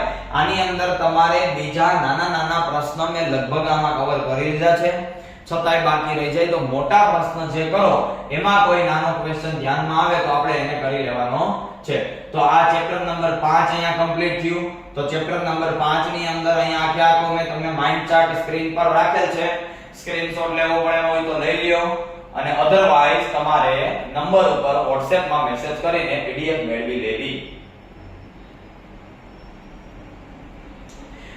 અહીંયા આપણા 5 ચેપ્ટર નું રિવીઝન પૂરું થયું. ફાસ્ટ રિવીઝન કર્યા પછી હવે આપણે 5 ચેપ્ટર ની અંદર 5 ચેપ્ટરના IMP પ્રશ્નો લેશું અને IMP પ્રશ્નોનું લિસ્ટ તમે કમ્પ્લીટ કરી આખું ચેપ્ટર આખો કેમિસ્ટ્રી પોર્શન આપણો પૂરો થશે આજના એક લેક્ચરમાં. એક સેશન કમ્પ્લીટ થયા પછી તમને હવે પછીના સમયની અંદર ફિઝિક્સનો પણ આવી જ રીતે બધા ચેપ્ટરનો વિડિયો અને છેલ્લે IMP ક્વેશ્ચન આવો વિડિયો મળવાનો છે. સેમ એવી જ રીતે બાયોલોજીની અંદર પણ આ બધી વસ્તુ માટે એક જરૂરી, જો તમે ચેનલને સબસ્ક્રાઇબ ન કરી હોય તો સબસ્ક્રાઇબ કરી લ્યો, જેથી કરીને તમને ખબર પડે કે જ્યારે વિડિયો અપલોડ થાય ત્યારે આપણે જોવાનો છે. રેડી? તો કેમિસ્ટ્રીની અંદર આઈએમપી ક્વેશ્ચનમાં આગળ વધીએ. કેમિસ્ટ્રીના પાંચે ચેપ્ટરના રિવિઝન પછી હવે પાંચે પાંચ ચેપ્ટરના ફટાફટ આઈએમપી ક્વેશ્ચન જોઈ લઈએ. ચેપ્ટર નંબર 1 થી શરૂઆત કરીએ. પહેલા આઈએમપી આપતા પહેલા તમને ચર્ચા કરી દઉં, કોઈ ક્વેશ્ચનમાં કેટલું સમજાવવું, કેટલું લખવું, ક્યાંથી લખવું, શું જવાબ આવે ન ખબર પડે તો આપણી પાસે ઓલરેડી નંબર છે. આગળ વધીએ. ચેપ્ટર નંબર 1 ની અંદર સમજાવો શ્વસન અને ઉષ્માક્ષેપકની પ્રક્રિયા છે. ઓલરેડી રિવિઝન ટાઈમે મેં કરાવી દીધેલો પ્રશ્ન છે. દીવાલ ઘોળવાની પ્રક્રિયા સમજાવો, એ પણ પૂછાઈ શકે. અથવા તો પદાર્થ X દીવાલ ઘોળવા માટે વપરાય છે, તો X નું નામ જણાવી અને X ની સંજ્ઞા જણાવી અને તેની પાણી સાથેની પ્રક્રિયા લખો. એવી રીતના આખો પ્રશ્ન પૂછાઈ શકે. વિઘટન પ્રક્રિયાના પ્રકાર ખ્યાલ છે, ત્રણેય પ્રકાર. બરાબર? સંયોગીકરણ પછી આપણે વિઘટન જોયું હતું. વિઘટનના ત્રણેય પ્રકાર ક્યાં ક્યાં હતા? ઉષ્મીય, પ્રકાશીય અને વિદ્યુતીય. અને એમાંથી કોઈ પણ એક સમજાવવાનું કે ઘણી વખત પેપર ટ્વિસ્ટ કરવા માટે અહીંયા નામ દઈ દે, ઈ જ સમજાવવું પડે. ઉષ્માક્ષેપક અથવા ઉષ્મા શોષક, બે માંથી કોઈ પણ એક આવી શકે, અધરવાઇઝ બંનેનો તફાવત પણ આવી શકે છે. પ્રવૃત્તિ 1.2 જે પ્રવૃત્તિ આવી રીતના આપણને પૂછાઈ શકે કે લેડ, નાઇટ્રેટ અને પોટેશિયમ આયોડાઇડને મિશ્ર કરવામાં આવે ત્યારે કેવો રંગ આપે. પહેલાના રંગ અને પછીના રંગ બે પૂછાઈ શકે. તે પદાર્થનું નામ અને પ્રક્રિયા જણાવો. રાસાયણિક પ્રક્રિયા દરમિયાન થતા ફેરફાર, એટલે રાસાયણિક પ્રક્રિયા દરમિયાન કેવા કેવા ફેરફાર થાય તે અને રેડોક્સ. બરાબર? આટલું ચેપ્ટર 1 માટે. આગળ વધીએ. ચેપ્ટર 2 pH નું મહત્વ. pH નું મહત્વ આપણને ખ્યાલ છે. સાર્વત્રિક સૂચક pH નું મહત્વ કોઈ એક ફિલ્ડની અંદર પણ પૂછાઈ શકે. ફોર એક્ઝામ્પલ જમીનની અંદર કે એમ. સાર્વત્રિક સૂચક એટલે શું આઈડિયા છે ને બધાને? એક કરતા વધારે સૂચકોનું મિશ્રણ, જેને સાર્વત્રિક સૂચક કહેવાય. પછી ધોવાનો સોડા કે ખાવાનો સોડા, એ બેમાંથી ગમે એની બનાવટ અથવા તો ઉપયોગ. ધાતુની એસિડ સાથેની પ્રક્રિયા એટલે પ્રવૃત્તિની અંદર હેતુ એવો છે કે સલ્ફ્યુરિક એસિડની દાણાદાર ઝીંક સાથેની પ્રક્રિયા વાળો. pH નું મહત્વ અને માપક્રમ જે ઓલરેડી અહીં આવી ગયું છે. pH નું મહત્વ, pH નું મહત્વ અને માપક્રમ કેવી રીતના એને માપી શકાય. એસિડ અને બેઝની પ્રબળતા કેવી રીતે નક્કી થાય. એસિડ બેઝની પ્રબળતા એટલે pH માપક્રમ જેવું થયું. પ્રવૃત્તિ 2.5 એટલે સોડિયમ કાર્બોનેટ અને સોડિયમ હાઇડ્રોજન કાર્બોનેટની મંદ HCl સાથે. આ જે પ્રવૃત્તિ આમ પણ પૂછાય તો કે ધાતુના કાર્બોનેટ અને ધાતુના હાઇડ્રોજન કાર્બોનેટ ની એસિડ સાથેની પ્રક્રિયા. આવી રીતે પૂછાય, નામ ન દે, ધાતુ રાખી પણ પૂછી શકે. એના પછી POP મોસ્ટ પ્રોબેબલ અને ખૂબ પૂછાઈ શકે એવો પ્રશ્ન છે. એનાથી આગળ NaOH, H2 અને Cl2 ની બનાવટ એમ કરીને પણ પૂછાય અને ઉપયોગ એમ કરીને પણ પૂછાય. આની બનાવટ તરીકે પણ પૂછાય અને એના ઉપયોગ તરીકે પણ પૂછાય. આવું કાઈ ન પૂછવું, સીધું ક્લોરઆલ્કલી પણ પૂછી શકે છે. આટલા પ્રશ્નો કર્યા પછી આગળ વધીએ. ચેપ્ટર નંબર 3 ધાતુ અધાતુના સામાન્ય ગુણધર્મ અને અપવાદ. અપવાદ ખાસ કરી અને 1 માર્ક માટે ખૂબ જરૂરી છે. યાદ રાખજો. કોપરના શુદ્ધિકરણમાં વિદ્યુત વિભાજન, કદાચ કોપર નો લખ્યું હોય તો આપણને ખ્યાલ રહે. એનોડ અને કેથોડ વાળી પ્લેટનું વિદ્યુત વિભાજન. NaCl અને MgCl2 ની બનાવટ બંને ક્વેશ્ચન રિવિઝન ટાઈમે આગળના આ સેશનમાં કરાવેલા છે. ઉભયગુણી ઓક્સાઇડ, એસિડિક ઓક્સાઇડ અને બેઝિક ઓક્સાઇડ. બરાબર? એસિડ ઓક્સાઇડ એટલે જે પાણી હારે પ્રક્રિયા કરીને એસિડ બનાવે ને એસિડિક ઓક્સાઇડ કહેવાય. જે પાણી હારે પ્રક્રિયા કરીને બેઝ બનાવે ને બેઝિક ઓક્સાઇડ કહેવાય.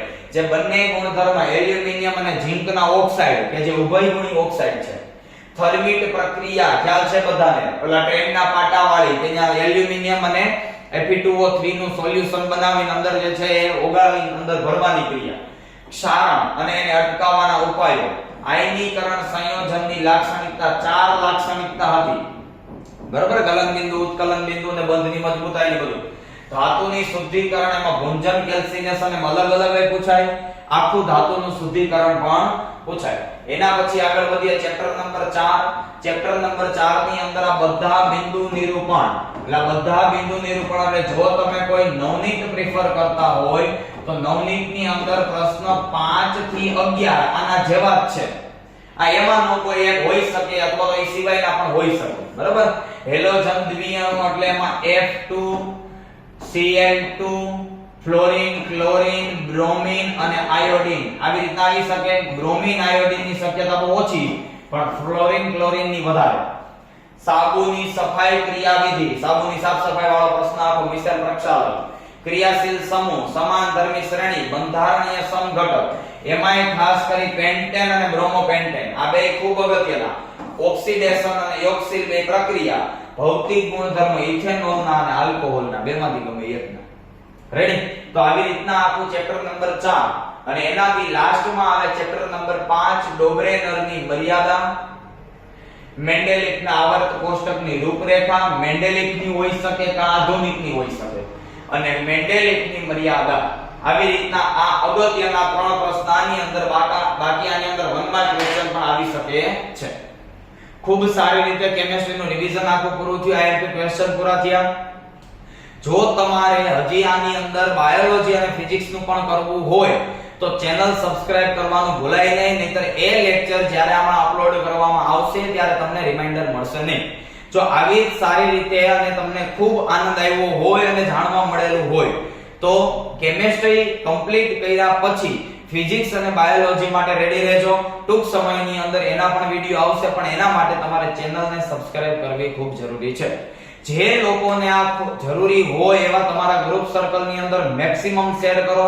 ટોટલી ફ્રી છે, આના માટેના કોઈ ચાર્જિસ નથી. ફ્રી આખે આખું કેમિસ્ટ્રી, ફિઝિક્સ અને બાયોલોજી 10મા નું સાયન્સ આખે આખું ફ્રી છે. તો તમારા મિત્રોને ગ્રુપની અંદર, સગા સંબંધીઓની અંદર શેર કરો અને જેને બને એને ખૂબ વધુમાં વધુ મહેનત કરાવો, તૈયારી કરાવો અને સારામાં સારા માર્ક લાવો. બધાને all the very best. Best of luck.